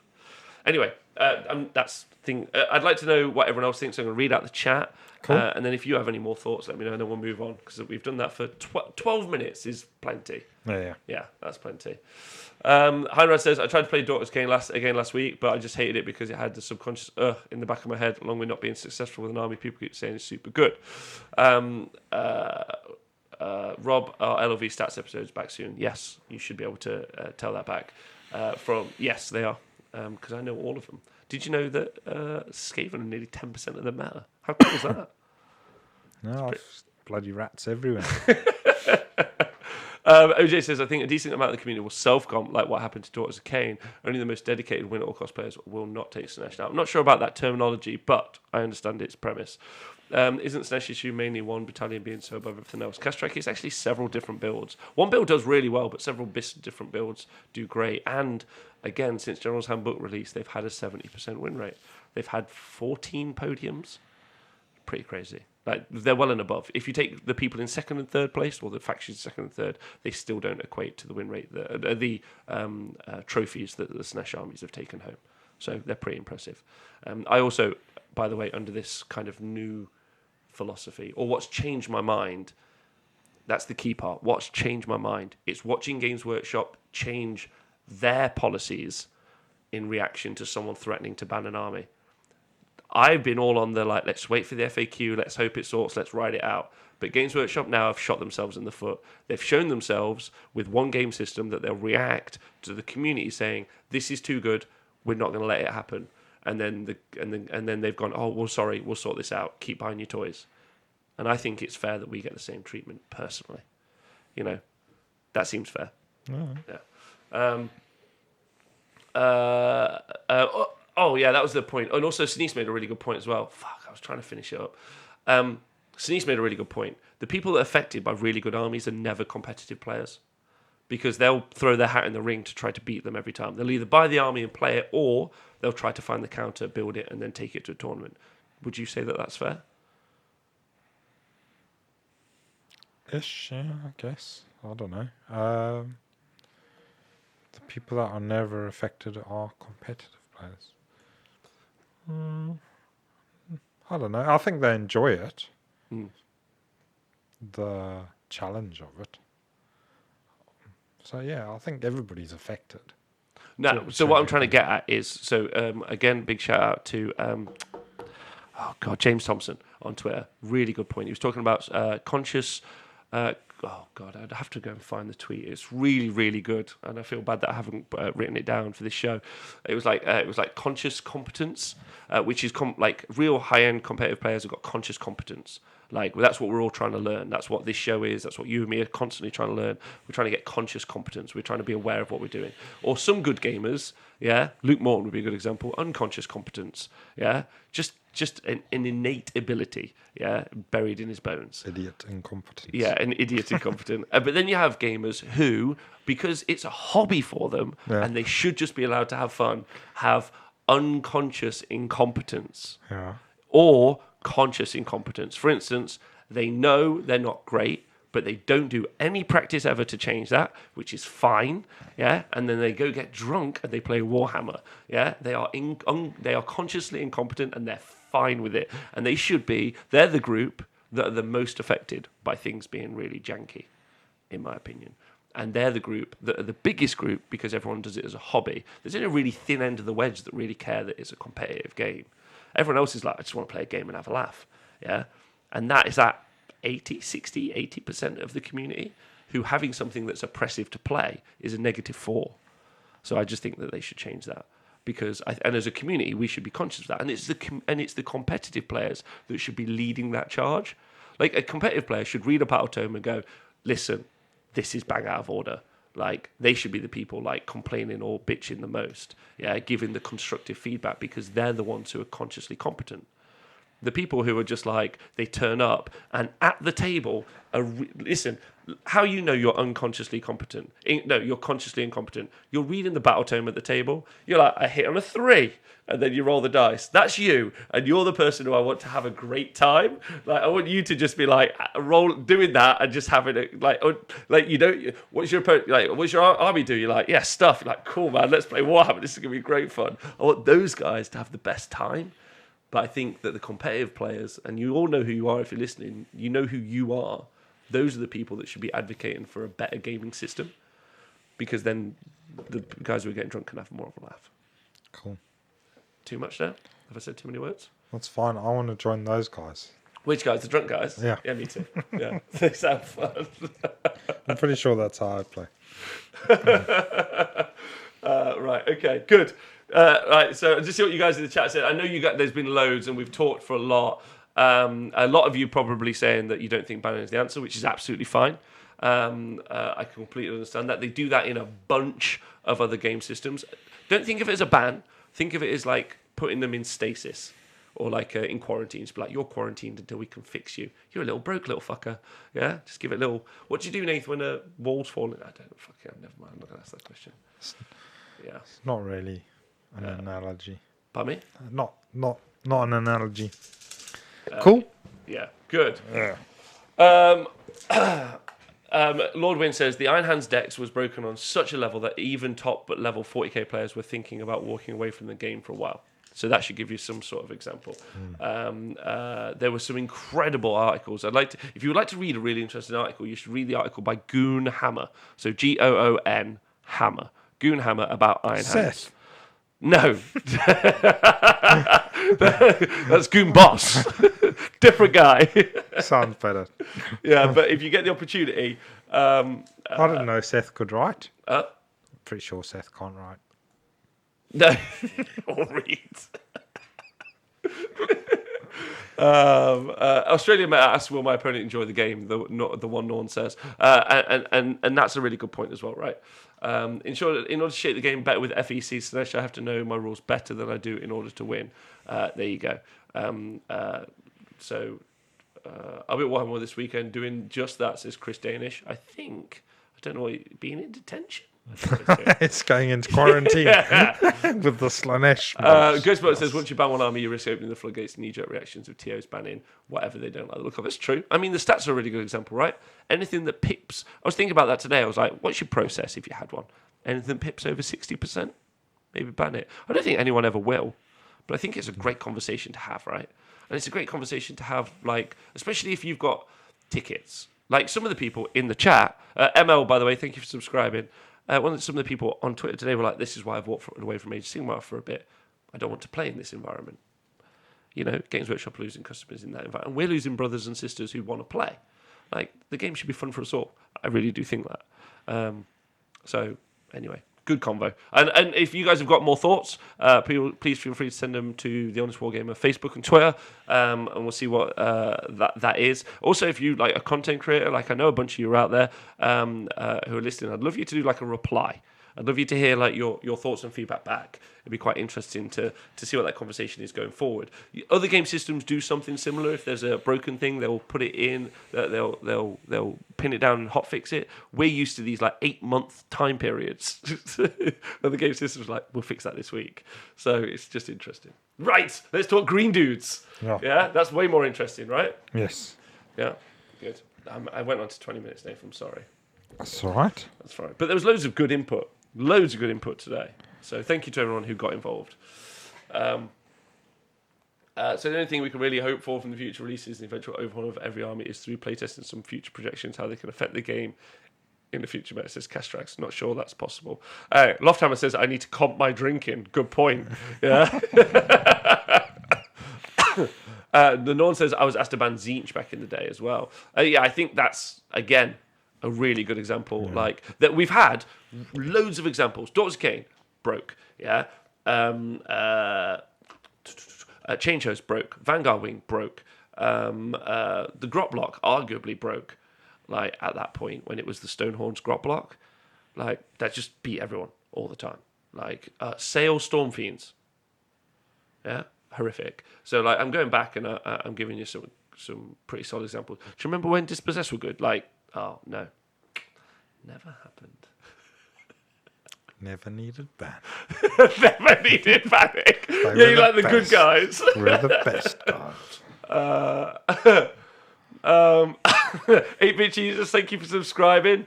I just love to play win or lose as Professor Xavier. Fair enough, but sometimes just turning up to watch your models just go off the board, never fun.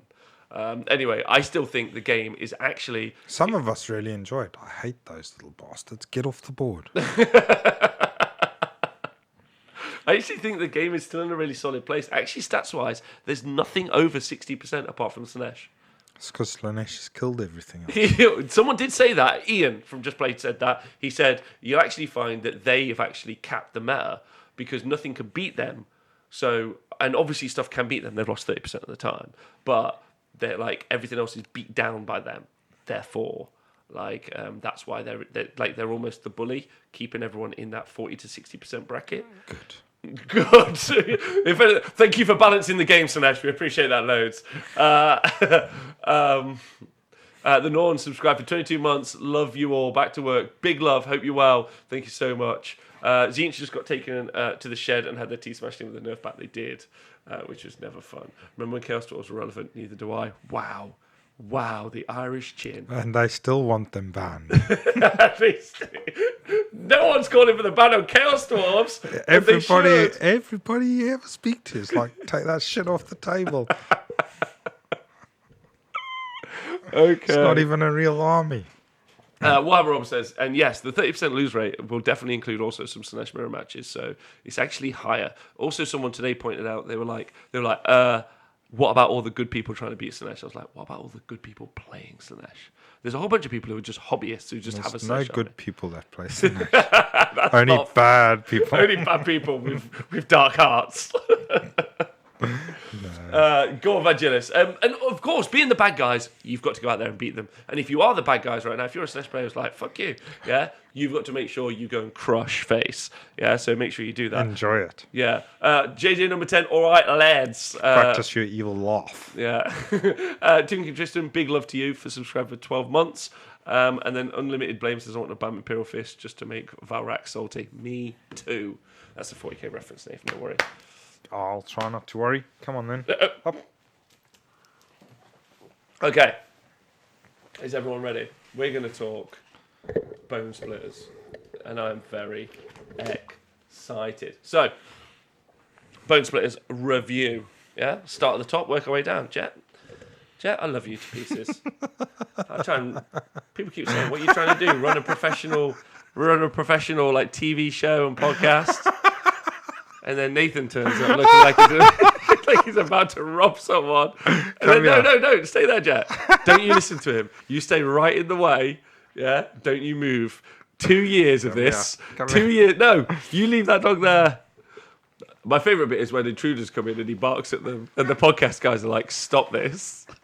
So, just for the podcast people, if you're interested, Jet is currently sat in front of a camera. There you go. Look, we got you a bed. Go on, Jet. Good boy. Good boy. He's a good boy. Good boy. Oh, Jet's a good boy. Good boy. Aww. There you go. Right. Dogs, by the way, are the greatest, and everyone should just love dogs. Right, let's go on with the show. Oh, bless him. He's a sweetheart. Everyone really, really happy about the Jet in the chat, by the way. Oh, yeah, Chris Danish has asked for pub recommendations in Nottingham. Nath, you got any thoughts? Because he's in Nottingham this weekend. The Pit and Pendulum. Disagree. The what's that? The Bodega. So if you, you're the worst. Go to the Boilermaker. If you get the opportunity to go to the Boilermaker, that's really cool. You can't never find it. Yeah, but it'll be fun watching him try. Well, we're not going to watch him. Go to the Boilermaker. That's really interesting. Pit and Pendulum is pretty unique in Nottingham. Bunk's also just a fun. If you want just somewhere to sit and chat to your mates and hang out. Eat some chicken wings. It's a pretty good one. Oh, there's also Penny Lane with that video game arcade up there as well now. Yeah, so it's a video game arcade and also a pub, and it's brand new. So yeah. Or I'll go to the Pit and Pendulum and meet Sawdust and stuff. Oh, you just go to the trip and I mean you have to go to the old trip. The trip drink to Jerusalem beer in a cave because it's from 1184 and it's half of it's a cave. It's great. Yeah, it's cool. Yeah. Okay, right. Let's do this. So Bonespliiterz Allegiance abilities. So this is the Uruk Warclans book. So they've got tireless trackers. Yeah, it's great. After armies are... Can someone mark the time? 1 hour and 25 minutes. So I can just put that in the show notes so people don't have to listen to the other shit. They can just go straight to the stuff that they want to listen to. Okay. But I think, actually, in order to listen to the good tactical stuff, people have to go for the paywall of you and me making jokes for 1 hour and a half. There's no financial paywall, to the honest way you go, Wargamer. Just an emotional paywall. You just have to go through Jet's arsehole. To the promised land. Right, so tireless trackers. After armies are set up, but before the burst battle round, Bonespliiterz units in the Bonespliiterz army rounding up can move 5 inches. There is a way also to make that 8 inches. I found out earlier. Yeah. What the hell? That's an amazing ability, I think. What do you think? Yeah. Oh, yeah. That's super good. I think it's cool. Yeah. There's it's got so many uses for zoning people out or for edging up on people. Oh, it's just great. You can really just become lightning fast with some of your units. You can. Very, very fast. Because there are already movement buffs inside this army as well. So, yeah, like being able to progress forward. I think that's also important as well for fake deploys. Deploy on the line, then just move 5 inches back. Yeah, yeah. Like people are measuring ranges, like trying to sort stuff out. You can be real janky. You can just move your wizards up into range to fist the gorks their faces off. Again, always the aggro choice. But yeah, I mean, for instance, you're right. I mean, you can move your 80, not your 80, but you can move your arrow boys up. Yeah. Obviously, your combat units up for the charge, or you could deploy on the line and then just move a bunch of dudes backwards, and just mess with what your opponent thinks that they're going to do. Personally, I think it's great. So I'm a big fan. Is it just no? It's not just moving forward. It's just moving them out, right? Yeah, it's rounding up. Can move up to 5 inches. Doesn't say which direction or anything. Oh, amazing. They could just run around on the spot. So that's a real tricksy allegiance ability. Really good, not abusive. But tactical. You'll see it unfold. So it's before the first battle round begins. So it can obviously. You just have to be careful that you're eating into time doing stuff like that, aren't you? Yes. That's a good point. Good point, thank you. Right, so you've got Warpaint, which is a 6+ DPR army-wide. So they've basically got like a Deathless Minion save, or a Death save, as some people call it. But DPR is what we call a damage prevention roll. So it's just anything that happens after a save to allow you to save stuff. Yeah. So there you go. And then they've got Monster Hunters. For friendly Bonespliiterz units with 3 inches of any monster, when it's chosen to fight, before it piles in, you can give it an ability. You can choose one as opposed to roll it. It used to be roll it, but choose is way stronger. Yeah, obviously. Choosing it is great. Yeah. I shouldn't have even said it, but I'm just going to... What the fuck, man? Why am I here?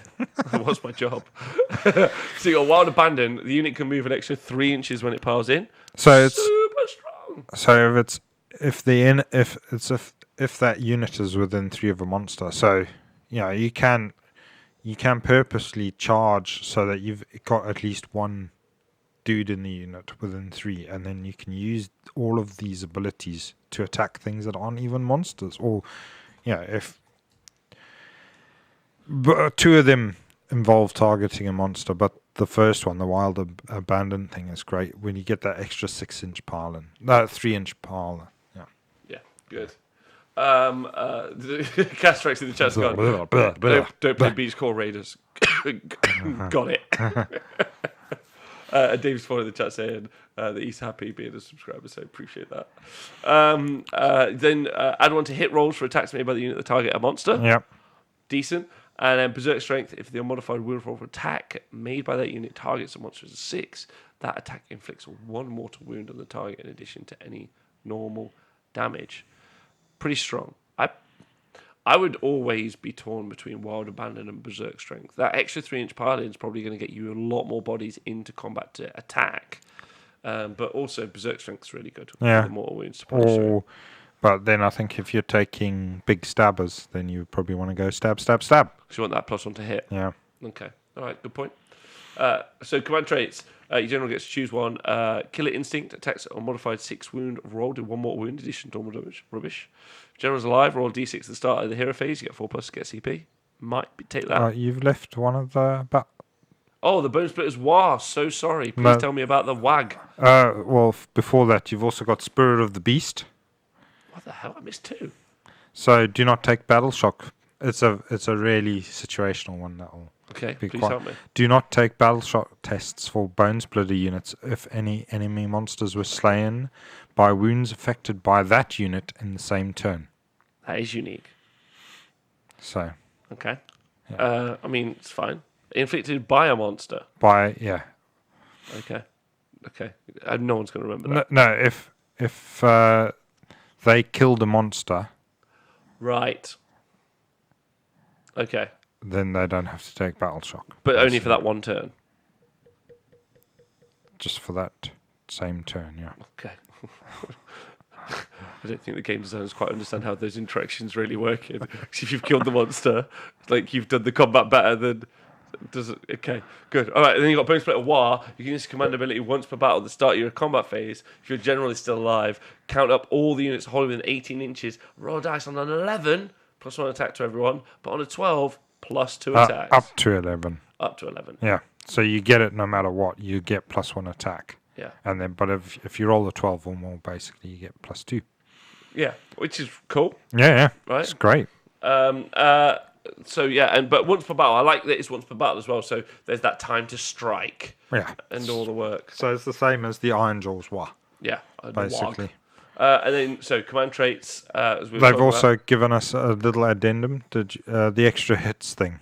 Please give me the addendum. So several abilities allow Bonesplitter units to score 2 hits instead of 1 on an unmodified roll of a 6. If 2 or more such abilities apply at the same time, you score 1 extra hit for each ability. So, for example, if there were 2 that were on a unit and they rolled a 6, then they would get 3 hits. Okay. Yeah. All So they just cleared that up beforehand. So yeah. JJ number 10's made a really good point in the chat. He says there better be good pictures to help the destruction players understand the kill monsters battle shock rule. They'll know it anyway. It's instinctive It's for them. instinctive. It's like, we killed the monster. We're not running away. Are they unconsciously competent? Yeah.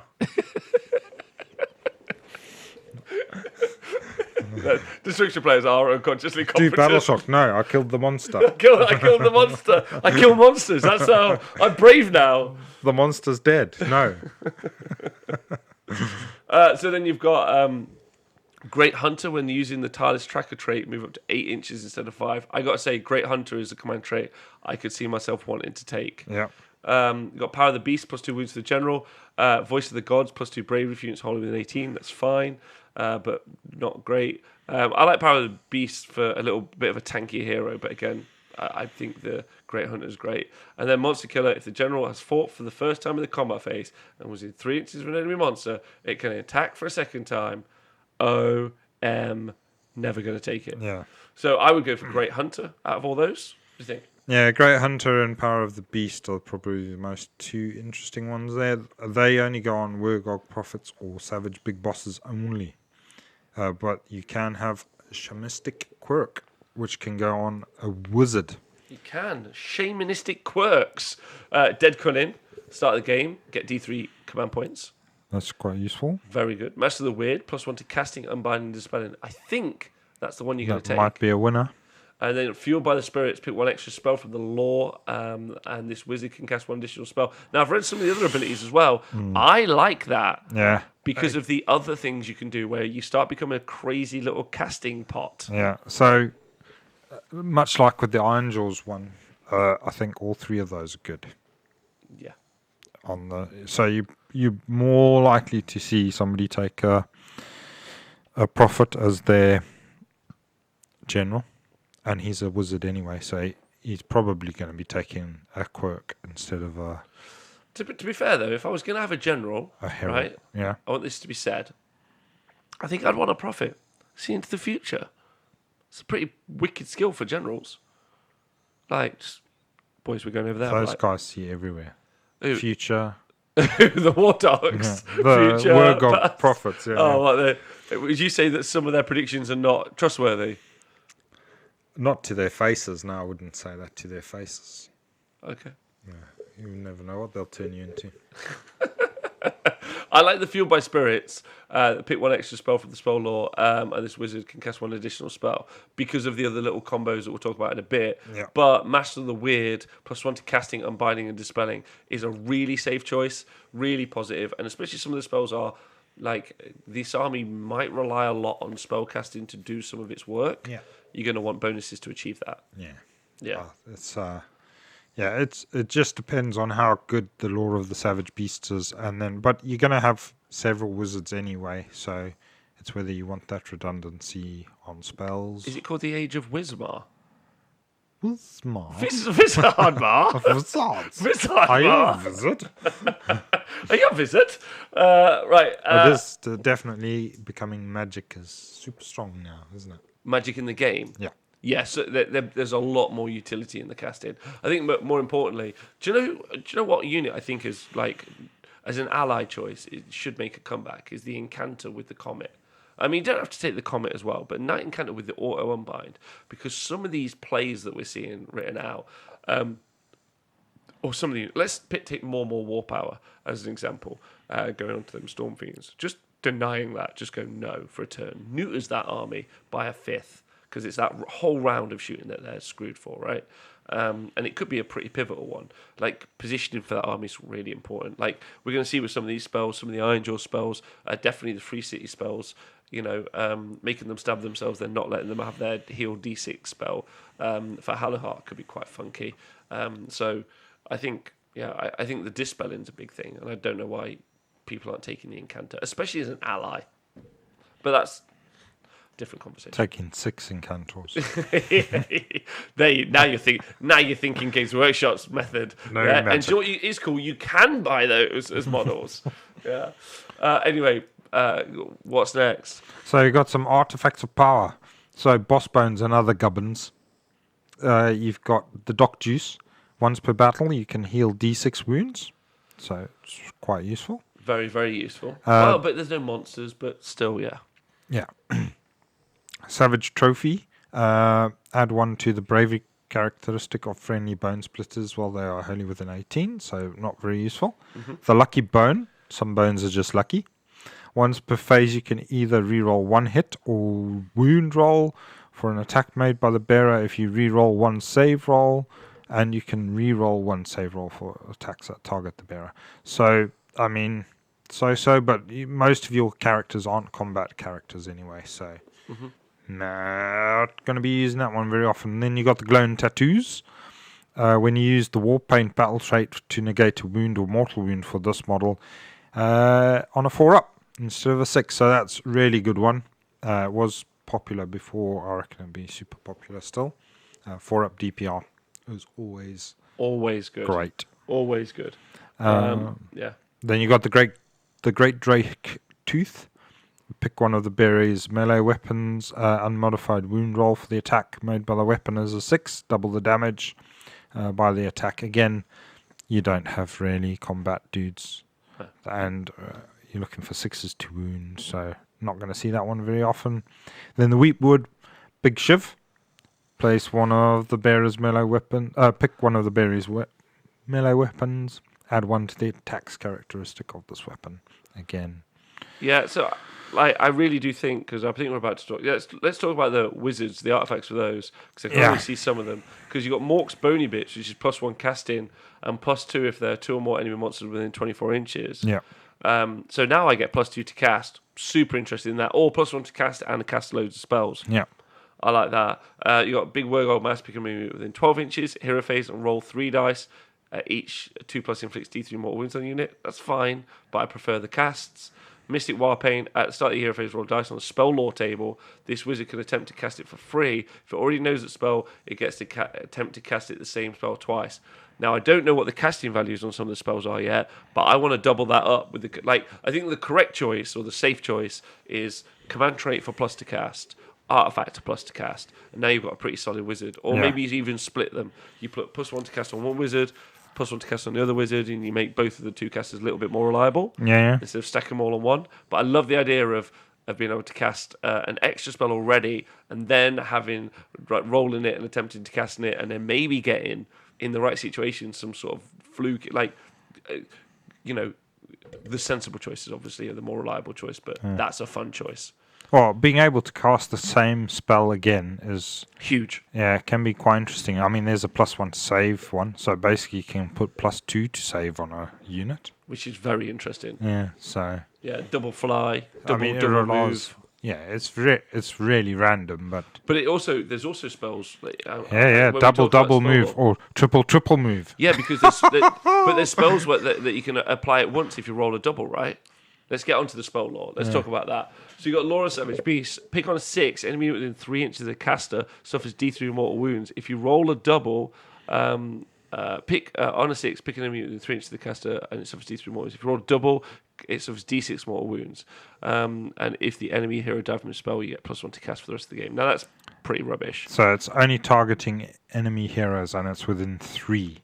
So yeah, it's really bad. Really situational. Yeah.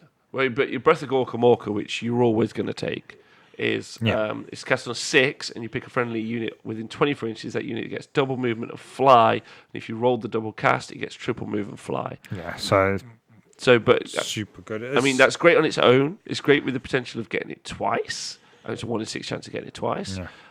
But then when you roll the double, it becomes it's quite a fun army that it's all based around like those dice rolls. Yeah. It could be. Yeah. Yeah. So yeah, I mean, so that's their replacing of like a teleport type spell, and in some cases that's better. In fact, in a lot of cases, that's better because there's no outside of 9 restrictions and stuff like that. And it affects you, so it gives you fly until your next hero phase as well. So that means when you're charging, you're flying. When you're piling in, you can fly. So all of these, you can just hop over stuff. It's so good, especially as you can have some smaller units that can really get into tight little spots. And so stabbers, the more Boar boys that we've seen. And then and you can it's really, really good. You could, or you're in combat, as TJ and Mikey's saying, you're in combat, you can retreat over units as well into places. Flying units are a bugger because you just can't pin them down, long story short. So they're really good. I'm just going to say Lorwyn says Vought Morton has a 12-inch -1 to bravery, -1 to cast unbind for any wizards cast by that he's talking about, the some of the Bone Daddy stuff's come out, so that's exciting. Okay. I'll do a bit of a show on that tomorrow. And do not ask, why is Rob dressed as an extra from Home Alone? New Halloween costume test. Do I look like a burglar? The hell? You're telling me I look like the Wet Bandits? I don't look like the Wet Bandit, and if I'm looking like the Wet Bandit, I'm not the tall one. Me and Nathan are not the Wet Bandits. Hi, Brian Spirlo. How you doing? Well. Sorry. Cool. So then we've got Brutal Beast Spirits. Yeah. So cast on a 6, pick one friendly Bonesplitter unit wholly within 24. Till the next hero phase, they get +1 to run, to charge, and +1 to hit for attacks. If it was a double, you can select 2 different Bonesplitter units within 24. So you could, like if you had that other one, you could double up on that one if you rolled the same one again. Yeah, you could roll it again, you roll a double, and you could roll 2 sets of doubles, and 4 units could have that. Yeah, or the same unit could have it twice. Yes, that's very true as well. Yeah. +1 to run and charge and hit rolls. Yeah, so +2 to hit. So them stabbers could have a whole bunch of different things. Yeah, because I mean, if you roll the double, you have to pick a different unit. But if you've rolled that one and you're casting it twice, it doesn't say you can't cast it on the same unit. Agreed. That you've cast it on already. Yeah, so Brutal Beast Spirits can stack, which is cool. Bone Crusher on a 6+ enemy unit within 24 inches. It suffers D6 mortal wounds if it's within 6 inches, D3 if it's within 12, and 1 if it's above 12 inches. So pretty rubbish. But if you happen to somehow be within 6 for the D6, 9, but I wouldn't take it as a choice. Again, it's quite situational unless you've got a plan with a Balewind or a portal or something like that.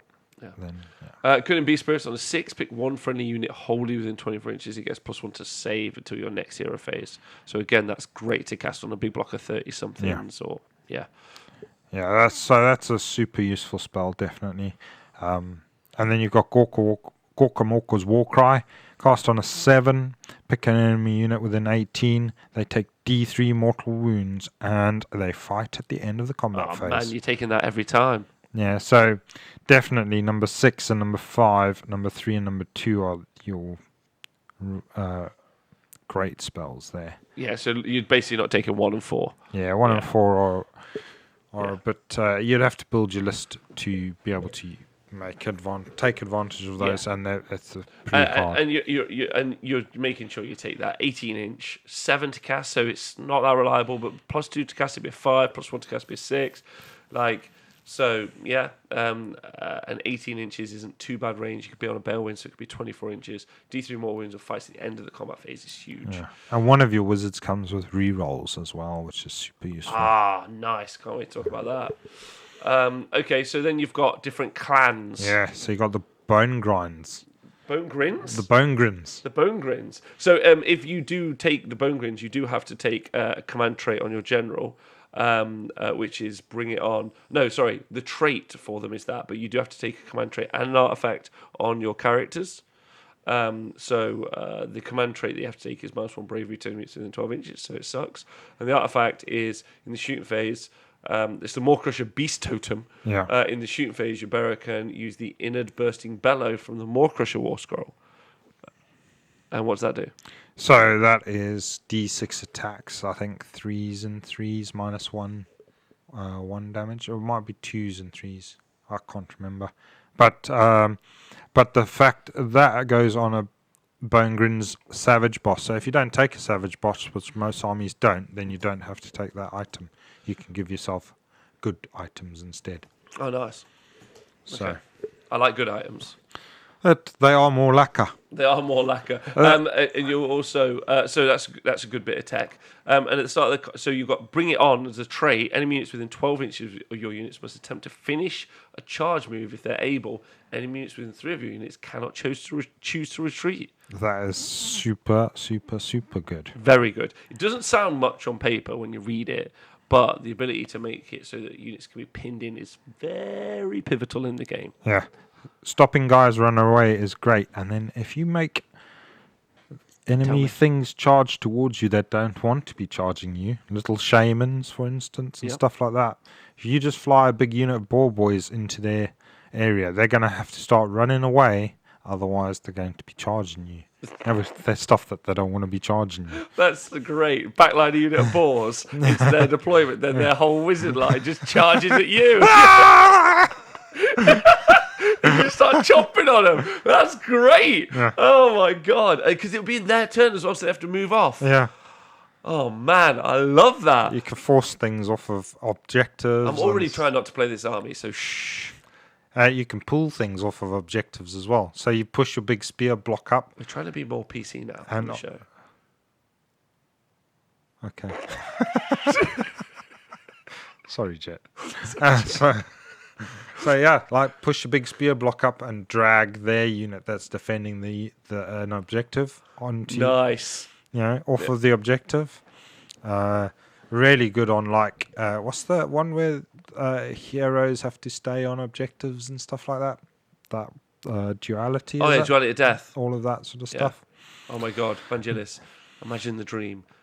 The witch hag charges you away from the witch elves. Yeah. And then passes 42 5-up rerollable saves. So you also get a command ability. It's called Field the Spirit. Use this command ability at the start of the combat phase. Pick one friendly Brongren's unit wholly within 18 of a friendly Savage Big Boss. So you'd have to take a Big Boss and you'd have to take that Maw Crusher thing. Until the end of that phase, if the unmodified hit for an attack made by the unit is a 6, they do 2 hits on the target instead of 1. So Decent. There you go. Yeah.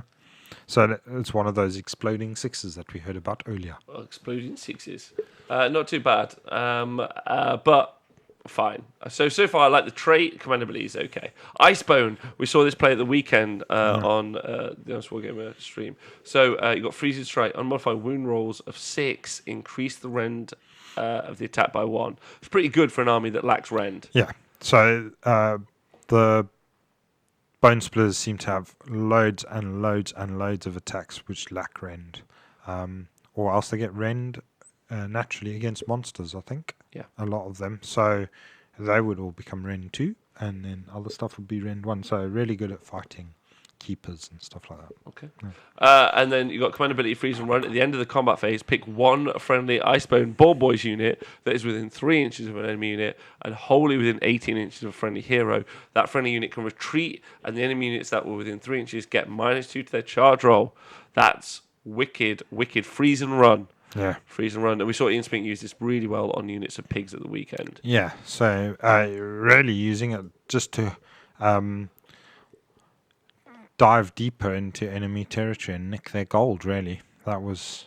In fact, he thought it was so good he had to come and double check with the TOs to make sure that it was a legal thing. Because he thought it was broken. So that's... Yeah, it's really useful. Especially in objective play. Yes. Yeah. Icebone Retreat with the Fight Last spell is a great combo. So make a unit fight last, charge a unit of boys, and then obviously they fight last. But they still would fight because it's at the end of the combat phase. Yeah. So they would still get to fight, actually. That's not as good as... Anyway. OJ said, I had to do this last night. A rampaging rogue idol had flown 20 inches. Oh, use it at the end of the combat phase.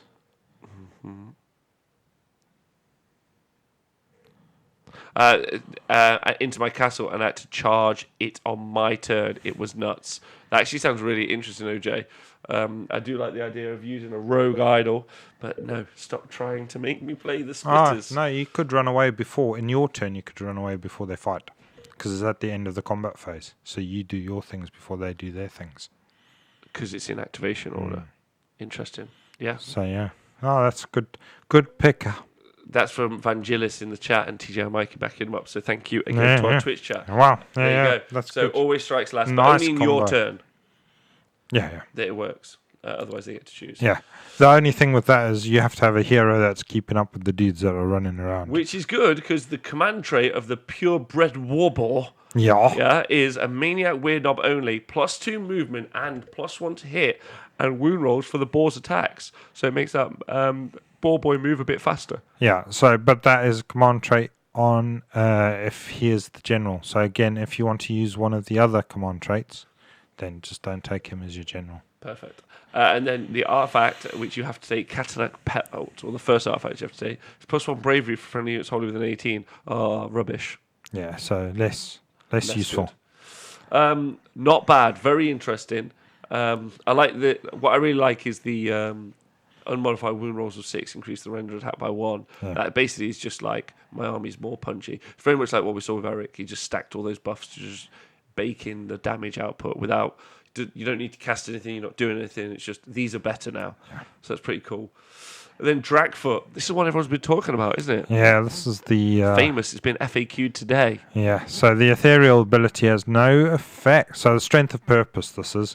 The ethereal ability has no effect on attacks made by Dragfoot units. But we've had some FAQs, some of which I've seen today. So some of those are, for example, Marathi, who you would think it would affect, it no longer applies to. Yeah, because the second half of that, in addition, any ability that negates wounds has no effect on wounds inflicted by the Dragfoot unit. Oh, yeah, sorry. No. You didn't say that. Yeah, so Marathi is no longer, they FAQ'd it, so Marathi still only takes 3 wounds no matter what. They also, weirdly, FAQ'd the ethereal gem. Yeah. But they haven't FAQ'd, basically, Nighthaunt, who really didn't need any more of a kick-in. Yeah, so if you got the ethereal ability, but then if you take an item that gives you the ethereal ability, it still works. So it's a bit of a weird one. It's a very weird one. And do we know if it affects Vermin Lord's DPR saves? Yeah. Anything that affect that.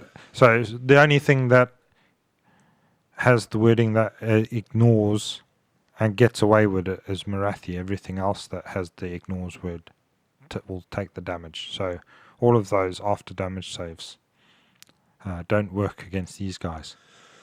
Because of their self-belief. Because of their belief in themselves, which is good. So then you come with a command ability called Shout Down the Magic. You can use this command ability after an enemy wizard has cast a spell. If you do so, pick one friendly unit with 10 or more models that is wholly within 18 of a Dragfoot Prophet or Wardock, and that unit can attempt to unbind that spell.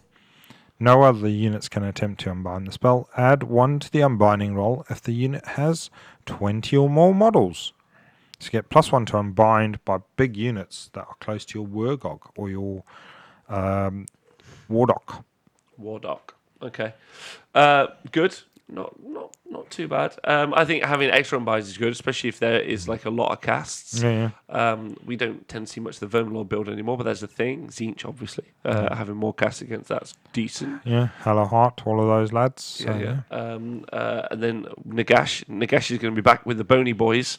So OCR Bone Reapers, Nagash can go inside, so we might see a return of Nagash, which is scary. I'm sure they'll have some wizards of their own as well. So they will, yes. Well, just stopping spells. We don't know actually. Maybe they'll have like tax collectors. Yeah, weirdos.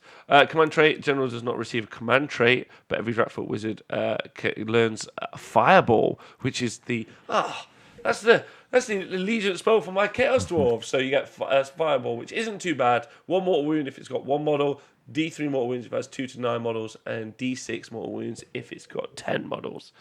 And then you've got Artifact Burning Tattoo. If you make a tattoo save, so the 6+ DPR that they have, pick an enemy unit within 1 inch and bounce a mortal wound back. That's not bad at all. That's really quite fun. If you get some blocks into combat, you want to make use of that, Nath. So when you use the war trait, battle trait to successfully negate a wound allocated, it's only to the bearer though. Right. Yeah. Okay. And it has to be on an enemy unit within 1 inch of the bearer. So that's a bit crap. Yes. Well, no, it isn't. But wouldn't a block of dudes have a 6-up tattoo save? No, it's only on the bearer. Oh, it's an artifact. Of course, No. you are correct. Thank you so much.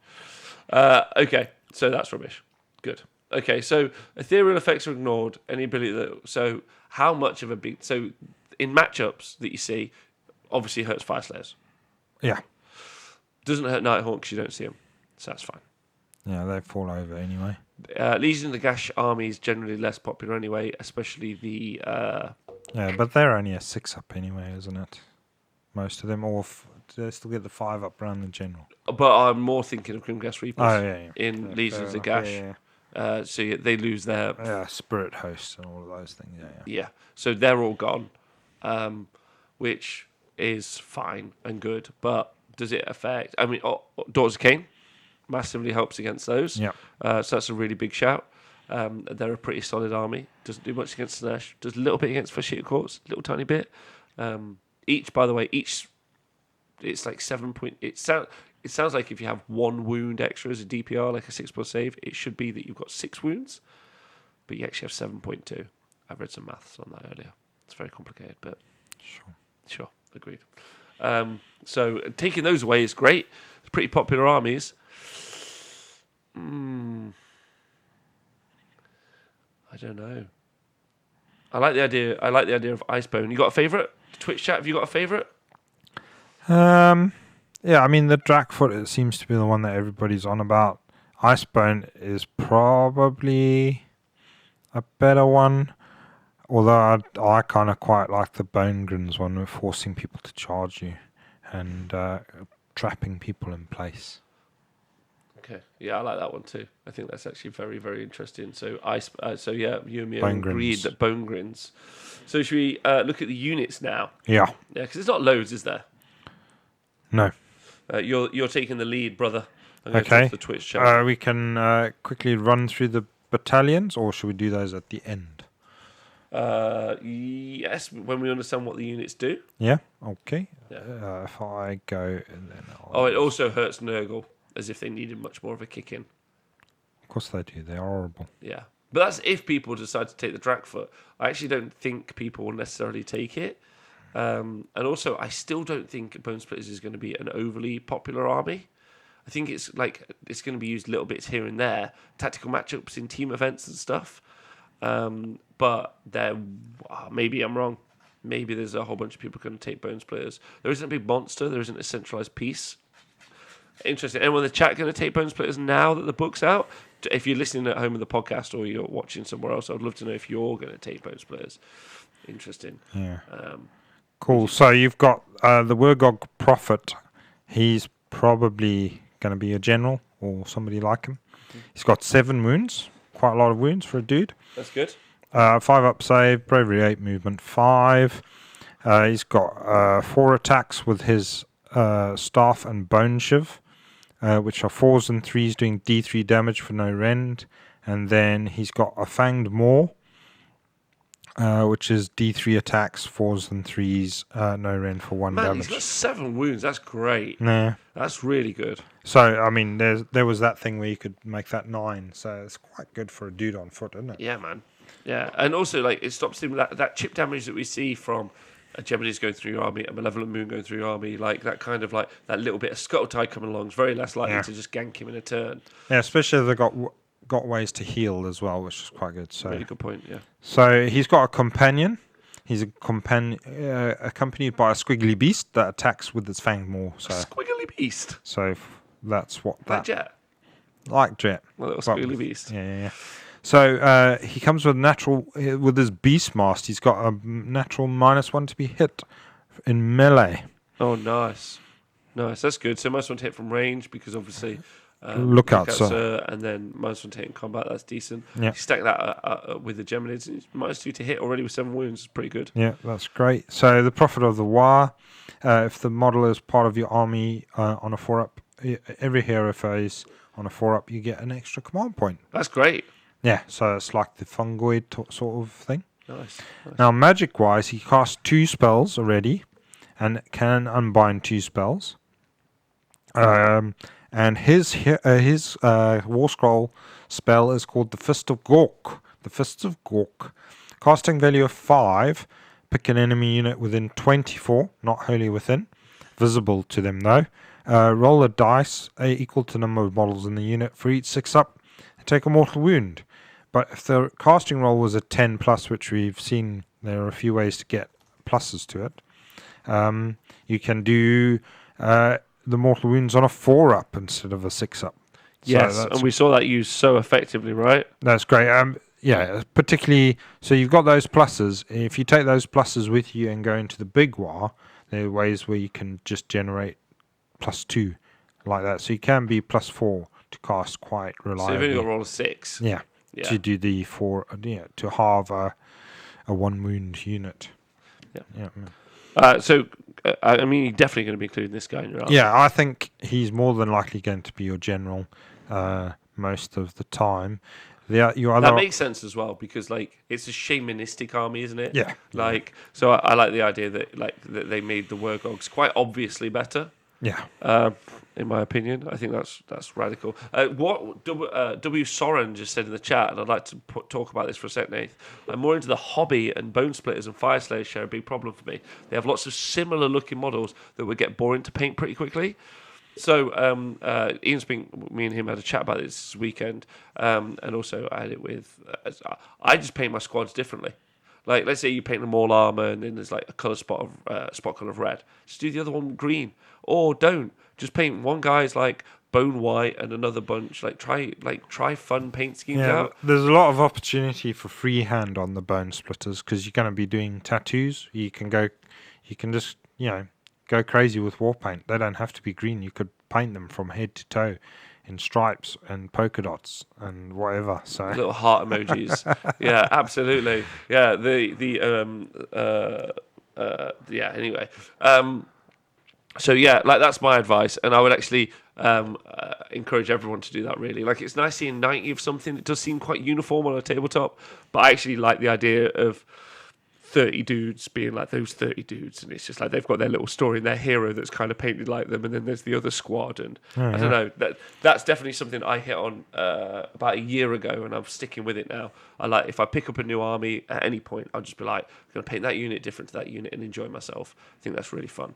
So anyway. That's great. So your other wizard is called a Maniac Weird Knob. This guy's riding a boar.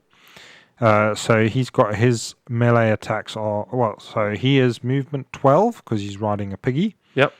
6 wounds with a 6-up save, bravery 7. It's weird he's got less wounds, but he's on a pig. Normally you get more wounds for being on a mounted.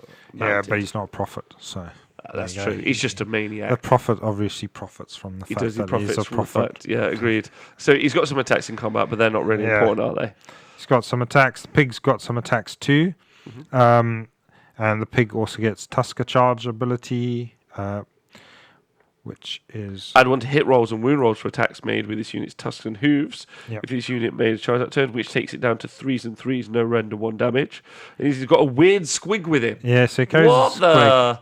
I want a weird squig. So once per turn, you can reroll a casting, dispelling, or unbinding roll for this model. Wow. So that's put really all of your useful. buffs on him. Really useful. It's one reroll a turn, but that's really useful. Oh yeah, but you give him you give him the important spell though. Yeah, and the plus to cast. Yes. Well, he can take one of the pluses to cast, can't he? Unless you make him the general. Yeah.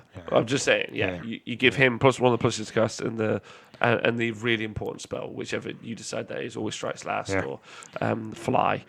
Yeah. Where's your general?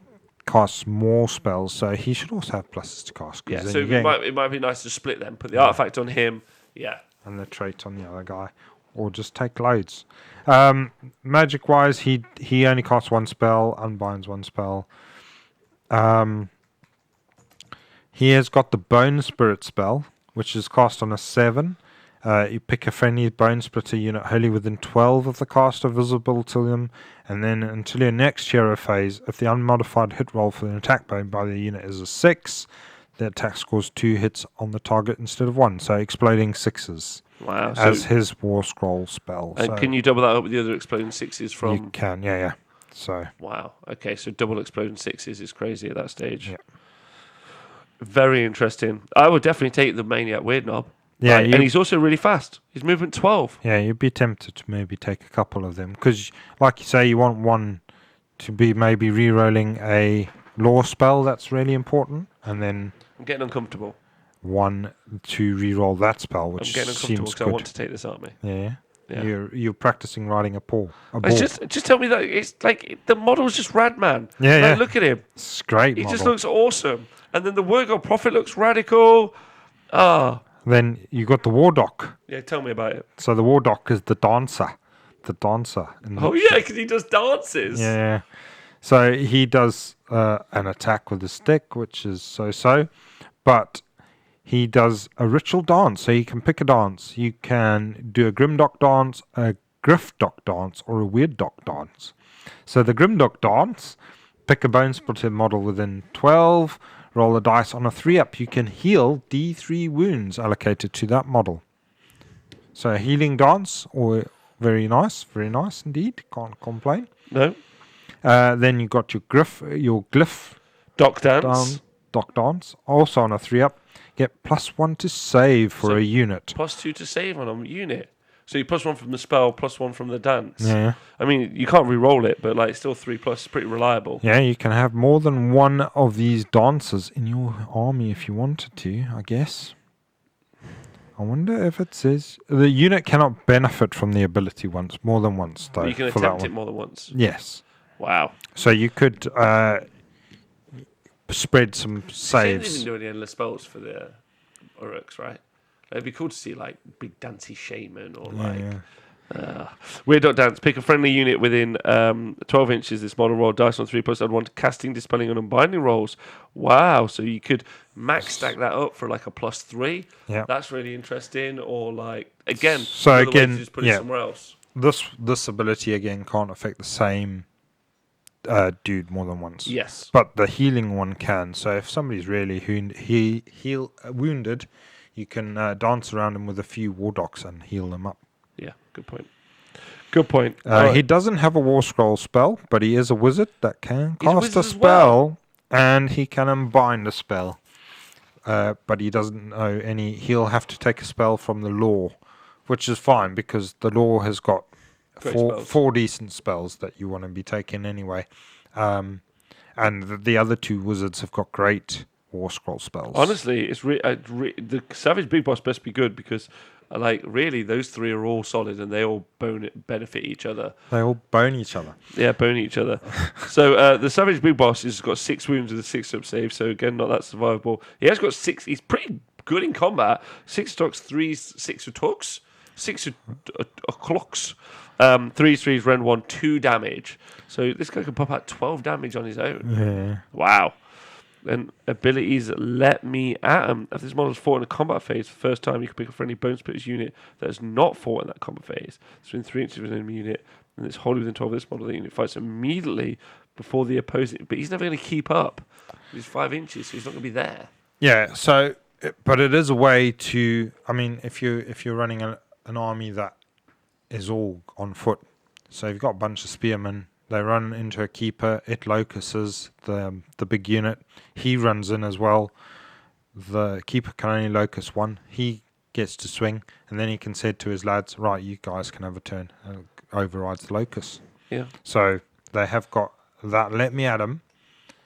Is quite good for that sort of thing. Or if somebody's cast Itchy Nuisance on you, or somebody else has used Gorkamorka's War Cry. Yeah. Okay. Yeah, I do see it, but.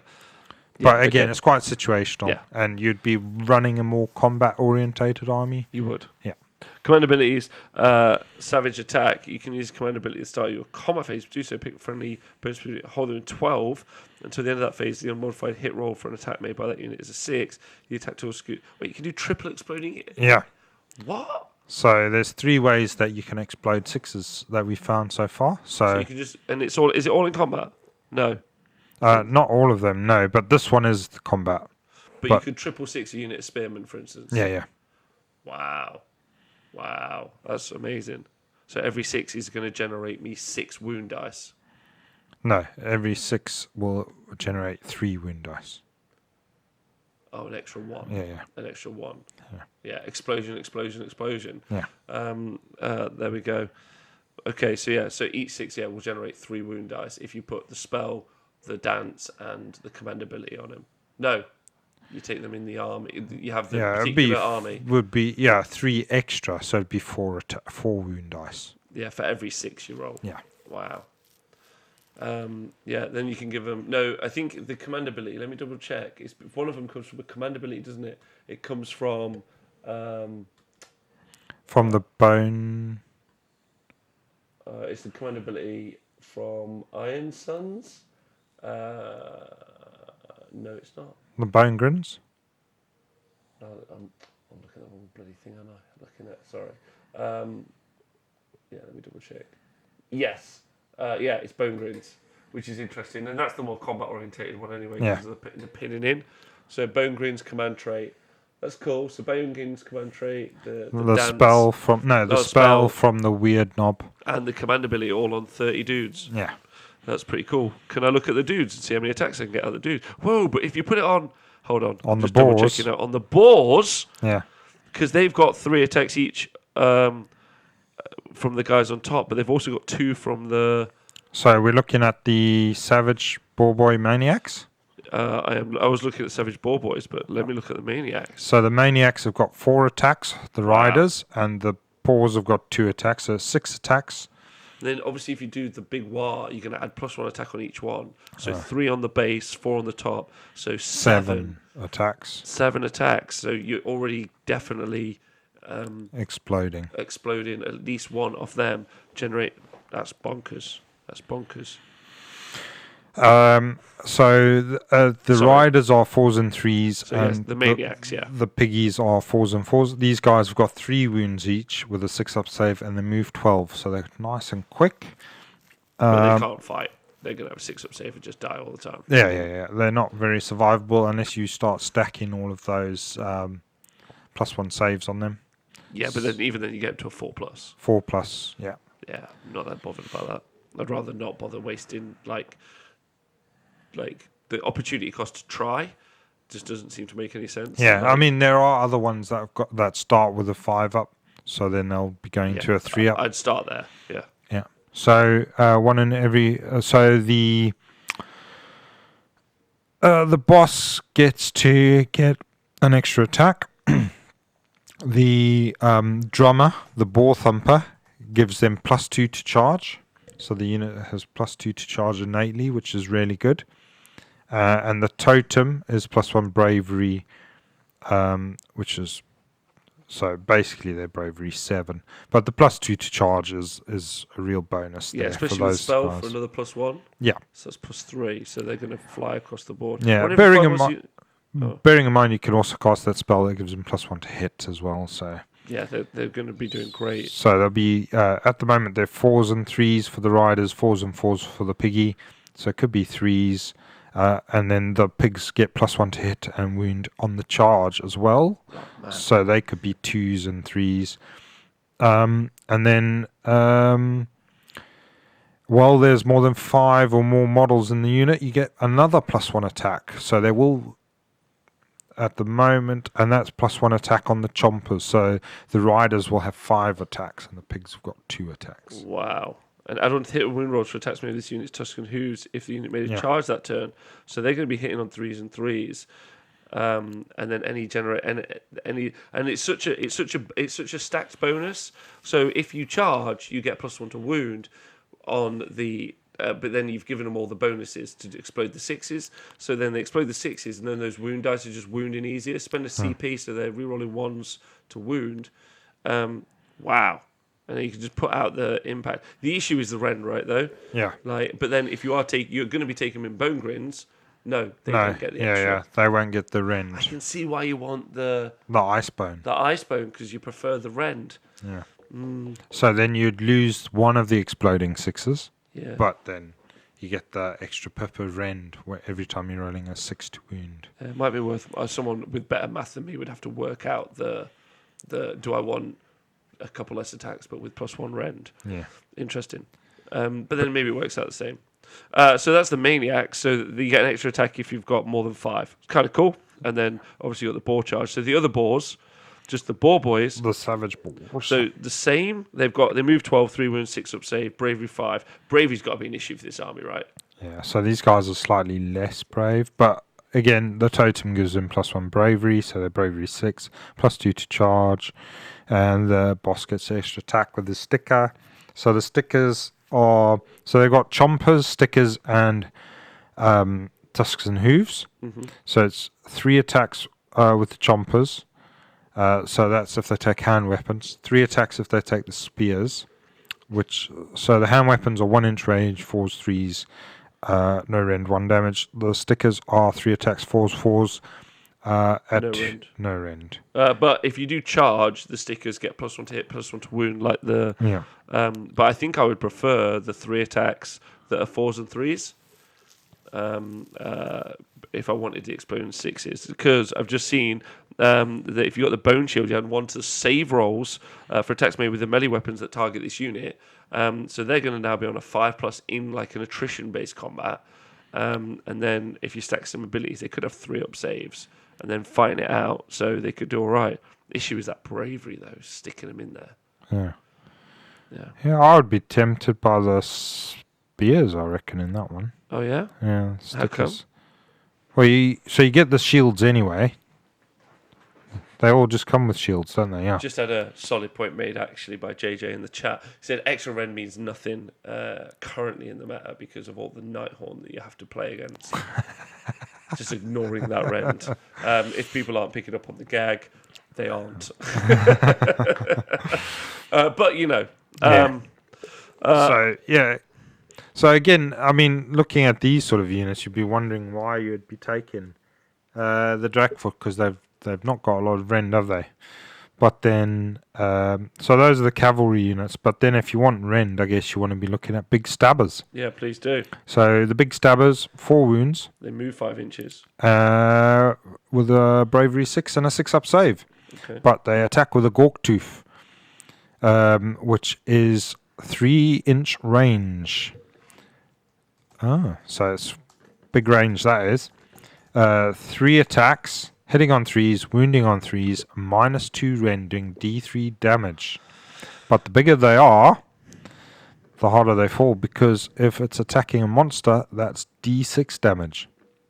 Amazing. So the -2 rend there. So this is where you get your rend at at a reliable source. So if you're going to go the Dragfoot, the one that makes your opponent's ethereal switch off, and all of that, and their after damage, then you might be seeing a few more of these fellas. They do have the final fling. Yeah, but you want exploding 6s on those, right? Yeah. Because then it becomes bonkers. +1 to hit, so they hit on 2s. Yeah, exploding hits 3 times. So each one of those hits is going to be 4 hits in total. Or each one of the 6s is going to be 4 wound dice. Wound on 3s, rend 2 D3 damage. Doesn't matter that it's not a monster. You're now just putting like a ton of -2 D3 damage shots into something. Yeah. Which is pretty good. So these guys got the final fling when they die. You pick an enemy unit within 3, roll a dice, add 2 to the roll if the enemy is a monster, and on a 4, that unit takes D3 mortal wounds. Wow. Again, really good. So basically, if it's a monster on a 2-up, takes the mortal wounds. But this is super cool. And they can also run and charge. Yeah, they're savagely enthusiastic. Just like you and me. They get just like you and me. Run and charge. That's great. That is great, run and charge, especially with that fly. Yeah. Like, so they become bonkers. Yeah. So double movement fly. Yeah, double movement fly, and give them +1 to run and charge. Wow. So it depends how many points they are, but because then you get the +1 on the on the run, +1 on the charge. So that movement 5 becomes movement 6. You double it, it's 12, and then +1 to charge. Yeah, that's really good. So really fast. And they're on really small profiles as well. So it seems like what you would do is you would just cast the fly spell. If it doesn't go off, you just stick in your castle.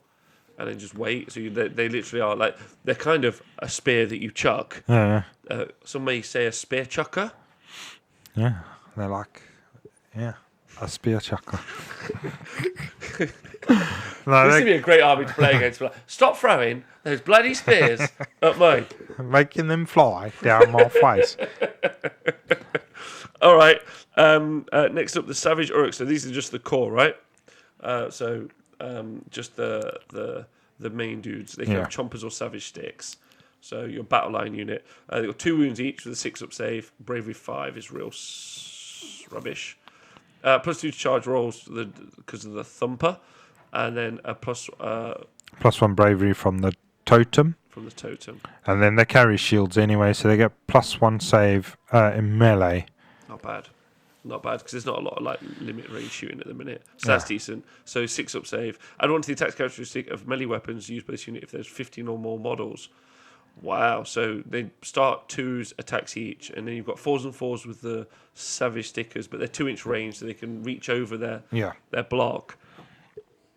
Or 2 attacks, 4s and 3s, rend 1, no rend 1 damage. Yeah. You'd probably go for the stickers, so that you can just like get more attacks actually in. If you're in a big block and you're looking for the 6s, probably the stickers. If you're in smaller blocks, then maybe the smaller things. I don't know.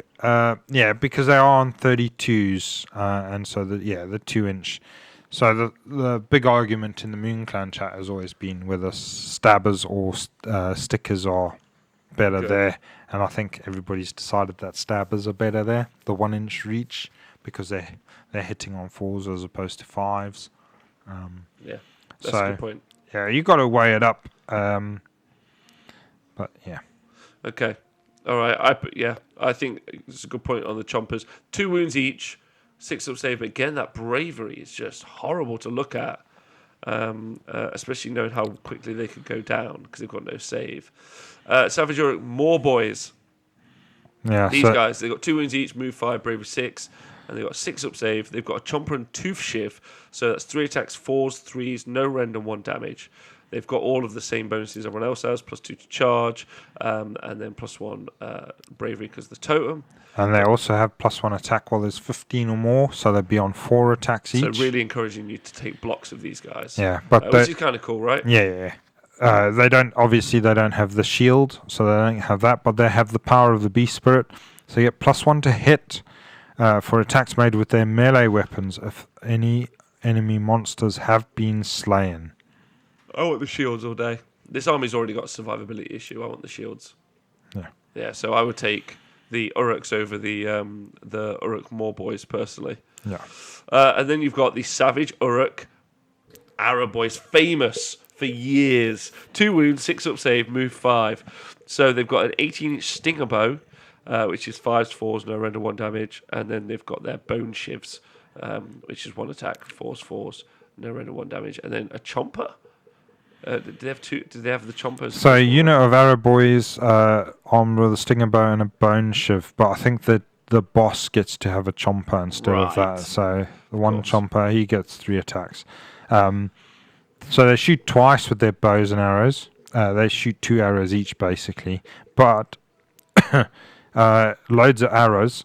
Add 1 to the attacks characteristic of missile weapons used by this unit while there are 15 or more. So again, big blocks shooting 3 arrows a shot.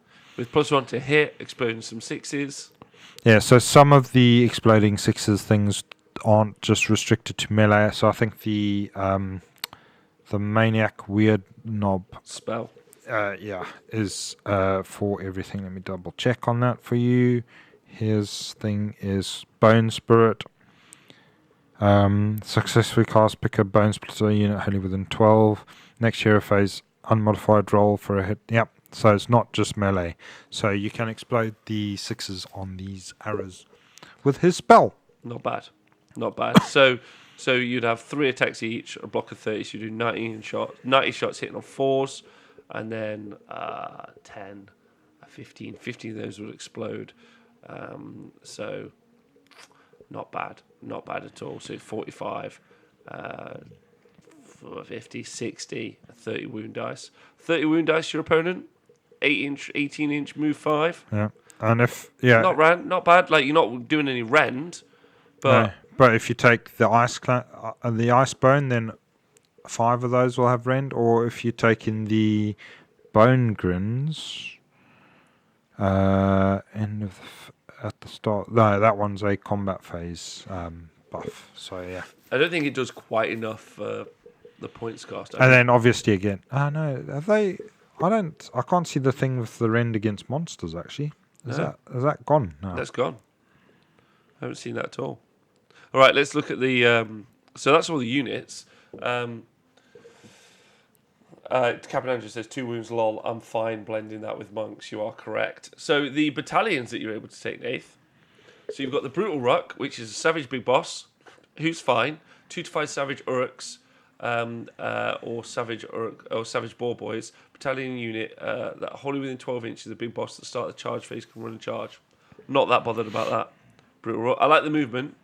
Don't get me wrong, but what I want at the minute is survivability or output, because I mean movement's cool, but currently they do good damage. I want them to do great damage when I get there. Cop Rook, 2 to 5 war docs, 2 to 5 savage orc more boys. One of the war docs that's wholly within 18 inches of 2 or plus units, 10 models. This battalion can attempt to cast Fist of Gork spell from Royal Prophet War Scroll in addition to any other spells it casts. Not into that. Not bothered. What do you think? I don't know. That's a good spell though. It's a good spell, but like I'm spending 140 points and taking more boys, which are worse than the other ones. Yeah, fair enough. I think. Cunning Rook, 1 savage big boss, 2 to 5 savage orcs or savage orc arrow boys. Oh, this looks like it might be the one. 140 points. In your hero phase, pick 1 unit through the battalion that's wholly within 12 inches savage big boss. You can make a normal move or shoot. Units in the battalion can't have more than 20 models. Cunning Rook's good. That's still good. An extra move. You got that 8-inch move at the start. In your hero phase, pick a unit from the battalion that's wholly within 12 inches of the savage big boss. So then you move again. You move your 5. You don't even have to cast a spell. You've womped up 13 inches up the board before your movement phase has even begun. Or you do your 8-inch move, you shoot your 8-inch move because of the scout move at the start. And then you do your 18-inch shooting.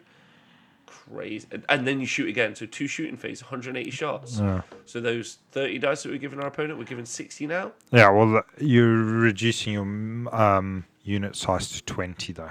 Oh, yeah, good point. Good point. So I am doing worse. All right, good point. Yeah, but it's more efficiency out of that 20. I feel like the arrow boys are the wrong way to go. I feel like if it's 300 points for that arrow boy block, I just think just have another combat block, I think, and just stack it with all of those drummers and magics, and the pigs. But then now you can shoot the characters. Yeah, we can do that with the spells, though, right? It's a really interesting army. Snaggle Rook, you can reroll charge rolls for the units wholly within 12 inches of the maniac weird knob. Nah, not bothered. Teeth Rook, +1 to the attacks made by units that are wholly within 12. There we go. Teeth Rook. So that's for big stabbers. So it's 2 to 5 units of big stabbers and the savage big boss, but they have to be within 12 of him to get +1 to attacks. Yeah, but everyone's running at you. Yeah. Just put up some 10-man screens. You have your big block of spears or something behind. With their 3-inch reach. Yeah, then you have the stabbers knocking around. You just protect them, and then you just go in hard in the midfield. Ooh, Teeth Rook. So I like Teeth Rook and Cunning Rook. Yeah. Teeth Rook and Cunning Rook. And then Big Rook is the super battalion, which you won't be taking in match play. So it's not an issue. I really like Teeth Rook, Nath. Yeah. I really like it. I think it's about you can maybe screen with 10s, Boar Boys for speed, and then you just be real like a surgeon with the with your big teeth, with your big stabbers. Yeah, you just go in, and because you can do some. Yeah. Yeah, I do like the big stabbers. You can take them in small units and just drop those big fly them across the board into key pieces into your opponent's army, because they do a lot of damage for such a small little footprint. And with the run and charge thing, it's just such a great ability, especially with the spells that you've got. The Breath of Gorkamok, the flying spell. Yeah, really good. And giving them the pluses to hit and to run and charge. It all just escalates into this ball of little bundle of fun that Little you fun. fly But across if you the get hit, board. if you get hit, you need CP, otherwise, or your whole army's running away. Yeah. Like, you don't take chip damage very well because, again, like, you lose 3 or 4 in each unit. No, if they're big blocks, 3 or 4. Actually, I suppose you have to do quite a bit to eat to a big block because of the extra bonus for bravery. So, because they're near bravery 10 with the banner and the bonuses. Yeah, I think you're going to see big blocks, like we saw with Ian had, like big blocks of infantry or arrow boys, and then you bulk it out with I don't rate the arrow boys at this your point. teeth. With your teeth. I think I'd rather have the big stabbers, like MSU big stabbers. Yeah. I think. Extra units of big stabbers. I want to say a shout out to Dwellers Below. The Honest Wargamers are proud to be affiliated with the Rage of Sigmar. Thank you for subscribing for 8 months. And he says that we're proud to be affiliated with the Rage of Sigmar Global Podcast Conglomerate. Who isn't? And Cameron Andrew says, has destruction artillery been... there's no destruction artillery anymore, is there? Apart from the Squid Gobber. Just them, Squid Gobber and Just that the Squid Iron Gobber. Blaster thing that's coming. Can you ally in Bonespliiterz Gits into this army? Yes, you can. Yeah. So you put the Shaman in to generate more CP. That'll help you with the survivability issue. I mean, your Shaman has the same ability as well, the Wurgog. Yeah, I know. He does. 4+. Yeah. Okay, never mind. And you want all the characters because you want the dancers. Yeah, and you want to get one savage or a big boss. You want stabbers. You want blocks, and then you want 5 wizards, like 2 dancers, 2 wizards, and 3 wizards maybe. Interesting. And then that battalion for the teeth one. Oh man, real interesting army. Yeah. Real interesting. Yeah. Definitely, like, I worry about them, about the battle shot. They just punch through it and just like... Yeah, you've got no battle shot community, really. Which is real harsh. Real harsh. And then they need to fight in big blocks because baked into their war scroll is you've got to be a big block to work. To get all of these cool things. Very interesting. So, yeah, the boars look interesting in 10s, really, don't they? Yeah. Possibly. Yeah, because that'd be 30 wounds in a 10 block. 30 wounds, that's pretty good. That's hard, though. And it's also just giving away depravity like it's going out of fashion. The whole army is just a depravity cesspool, that's what I'm going to call it. Just feeding that Slanesh machine. Yeah, cool. What do you think overall? Like, what are your thoughts? We've seen Ian play. Yeah. I've seen Ian play, and it was against an Ironjaw's army. It seemed to lack punch when I watched Ian play, truth be told. So that would be... And it seems so reliant on the spells. So because you got to get the spells off to make it work, you're going to go for those pluses to cast. Yeah. I think you want all the buffs for your wizards. So you probably want to look at maybe a couple of endless spells as well to help them along the way, like maybe a Balewind or some cogs. Balewind or some cogs. Yeah, Balewind, definitely. What, do you want to speed them up? Pretty fast. No. To give the more spells. More spells and rerolls to save. Of course. Yeah. Good point. Yeah. And that big boss is quite important in all of the battalions and just the savage or a big boss. Possibly even a portal so that he can stay well back. You've got some great utility in the spells. Yeah. You've got some great utility in the spells. But if Nagash does make a return and shuts everything down... Yeah, that's what I'm thinking. The portal might be useful. Is to stay out of unbind range. Yeah. For those important spells. Yes, and then just cast them out because you can be behind. So you just give it. So it's just you casting, not your opponent unbinding. Wow. Okay. I'm interested to know what everyone else thinks. Definitely a super good army. Yeah. Again. You think super good? Yeah, I think they're not like overpowered, but they've got lots of utility. There's loads of attacks, like you say, no rend, which makes the Icebone one very appealing. Does because you're getting some rend. Or again, like it's grins. quite. Do you not like bone grins? I like bone grins, but mainly because of the charge thing.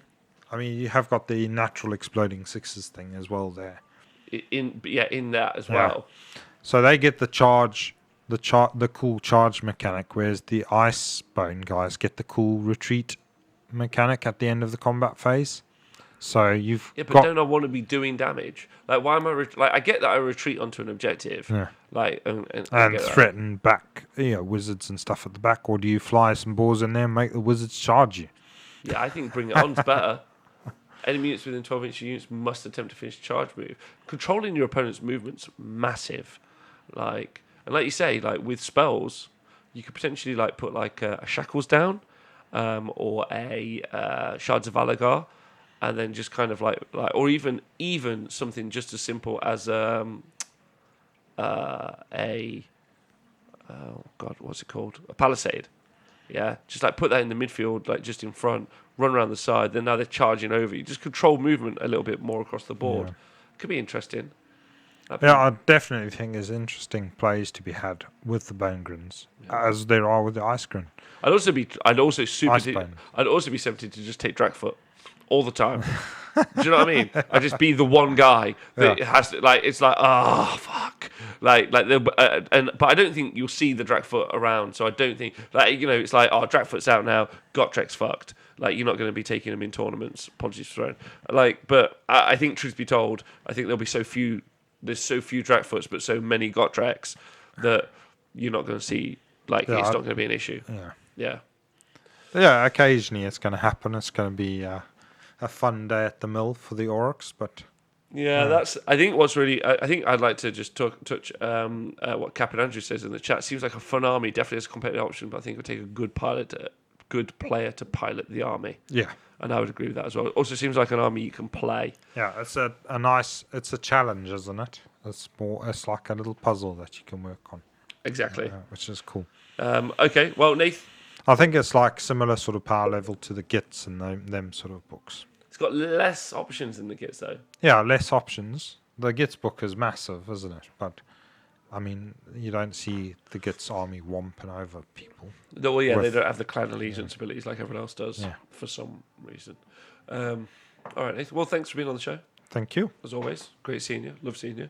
Thank you to everyone who's watching live right now, whether it be Facebook, YouTube, but most importantly, Twitch, where we will hang out. We haven't read the rules for the Rogue Idol. Should we finish that off? Because we haven't actually done because it's just had an update. All right, good point, TJ and Mikey. Before we go, we will talk about the Rogue Idol of Gork because it's cool AF. Let's go. Rogue Idol. Here we go. So he has his War Scroll updated with some keyword changes, which is really important because he has. I've got the old one, Nathan. Have you got the new one? Oh no, I've just got the old one as well. We're just gonna have to find it. Una memento.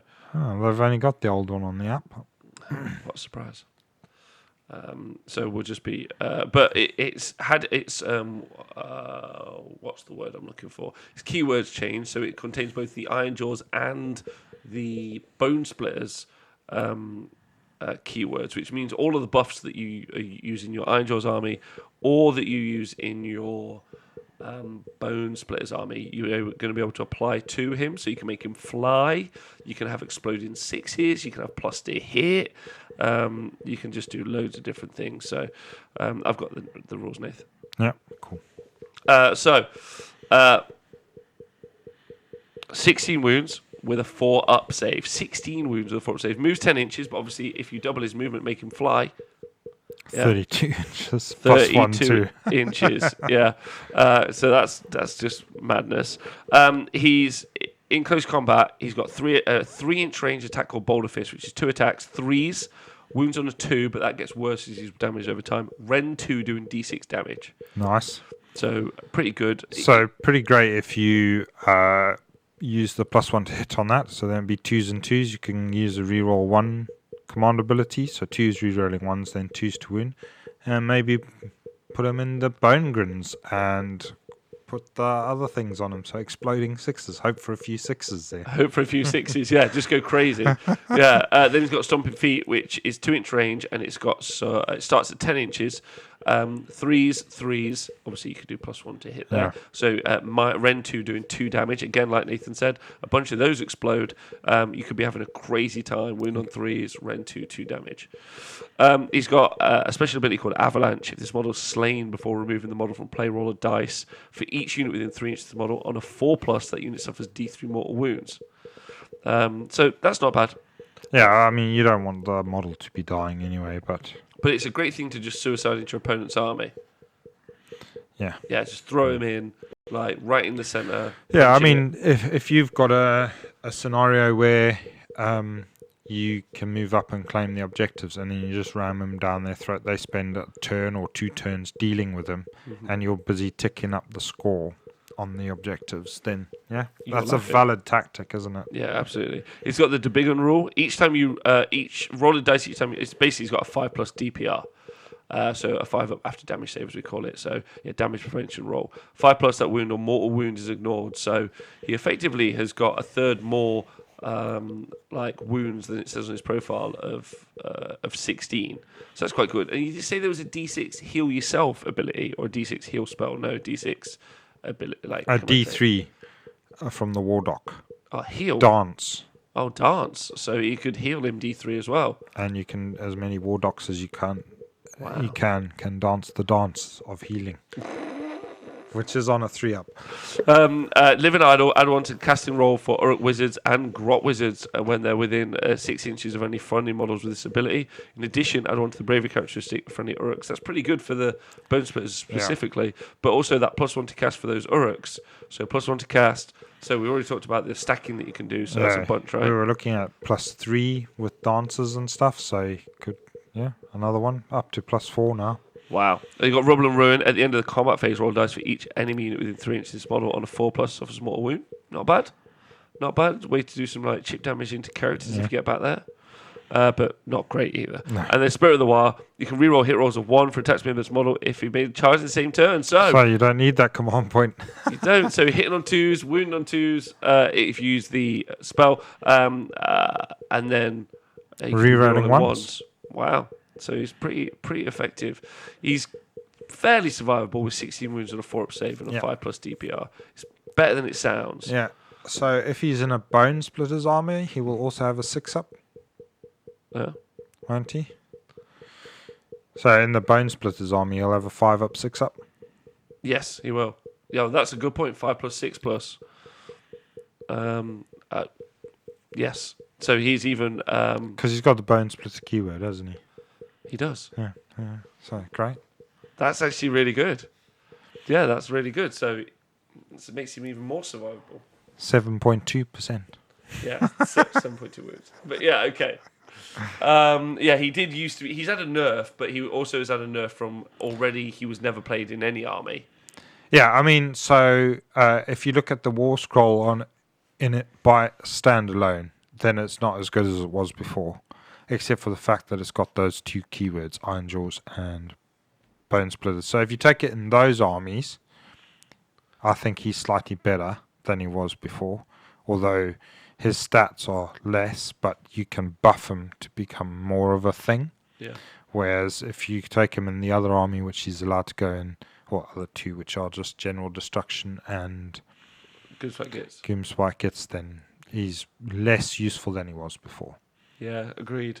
But he is now utility. Also, great work Games Workshop from actually applying the keywords for the battle terms he's meant to be inside of. Yeah. And that's really rad. We might see some more Forge World models actually get the keywords for the armies they should be inside of, so that they can benefit from buffs. Yeah. So I mean, he is a model that belongs with the Orcs. Really, he's not so much of a Gits model as an Orcs model. The Gits have got their Colossal Squigs and Squig Gobbers and stuff like that, which all got the right keywords. Yeah. And the Troggoth Hag. So. Yeah, good point. Yeah, you're right. Yeah, that's good. So not bad as well. 400 points for him. So it fits into the ally slot quite conveniently. Yeah. Well, he's not an ally. He's a Bonesplitter. Oh, you're right. He's got a Bonesplitter. He's not even an ally. Never mind. Actually, quite good then. Yeah, pretty sweet. Yeah, not bad. I can see him as the thing you just throw forward. The pluses to cast it early on will be pretty huge. Yeah, first turn. Help those wizards cast those spells on him so he can fly and do all of that stuff. And do all the extra damage. And then just launch him. And he's also a great big threat as well. Off he goes. 3-inch range on his weapon, 2-inch on his other weapon, so wherever he charges. Also, when he dies, he's going to drop on stuff. Yeah, not bad. Always strikes last on a unit. Yeah, he's also... Do you know what he also is? A giant pot of depravity. Right, Nathan, it's been great having you on the show. Thank you very much. Thank you. Jet the dog, I appreciate you. You are now asleep. But yeah, Nick, thanks for being on the show as always. Thank you to everyone who's been watching live on Twitch. Thank you to everyone who's subscribed today, everyone on Patreon, and also just all of you guys. Anyone listening to the podcast, hope you're enjoying it. Let us know what you think of the Bonespliiterz book. I think we've already seen a game played with it. I think I need to see some more. Yeah. We'll see some at Bloodshed and Show this weekend. Loads to come. 2 new battle times, FAQs, winter FAQ on the way. Yeah, there's obviously also the big war in that book, and Yeah, we haven't touched on as Yeah, well. yeah. It's a cool book. It's a cool book. really good book. I think I think it's a real threat as well. So it's Yeah, good. I'd agree with you as well. I think what's really interesting about that book when you compare it to the Free Cities is the Free Cities has a lot in, but you can just take a lot of it out because it's not as good. Like internally, it's not very balanced, in my opinion. Okay. But I think but I think that's very different to the Orc Warclans book, where a lot like Bonespliiterz plays very differently to the Iron Jaws, similarly, very differently, and then the Big War. But it feels like that it's all got some utility to a degree. Yeah, I think it's quite hard to make a choice on various things, like which clan, or are you going to go with a clan? Like, you could be tempted not to bother with a clan, and the same on the Iron Jaws styles. You could be tempted not to go with one of those, but then all three of them are pretty tempting. Yeah, there's some really really good options. And then the Big War is also tempting. So Yeah. Well, Uruk players, you got loads to read, which I know is not your strongest suit. It's been great talking to you all. JJ number 10, Captain Andrew in the chat, TJ and Mikey, dwellers below, Evangelis, all of you guys who've been here for the show. Thank you so much. Thank you to you, Nathan Prescott. Thank you, sir. Thank you to you, Jet the dog. As always, cash me outside. We'll see you guys soon. And also, a big thank you from me to everyone who's helped or supported the show over the past 2 years. It means the world to us. I think we're on the up and up.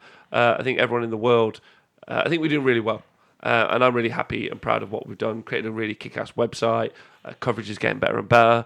We've got some really big plans that you guys will see soon. So I'm very excited. So thanks so much for the support. We're not going to sit on the laurels. We're going to try and do better and better all the time. So watch this space. Yeah, roll on terrible twos. Yeah, roll on the terrible twos. See you soon. Goodbye. Bye.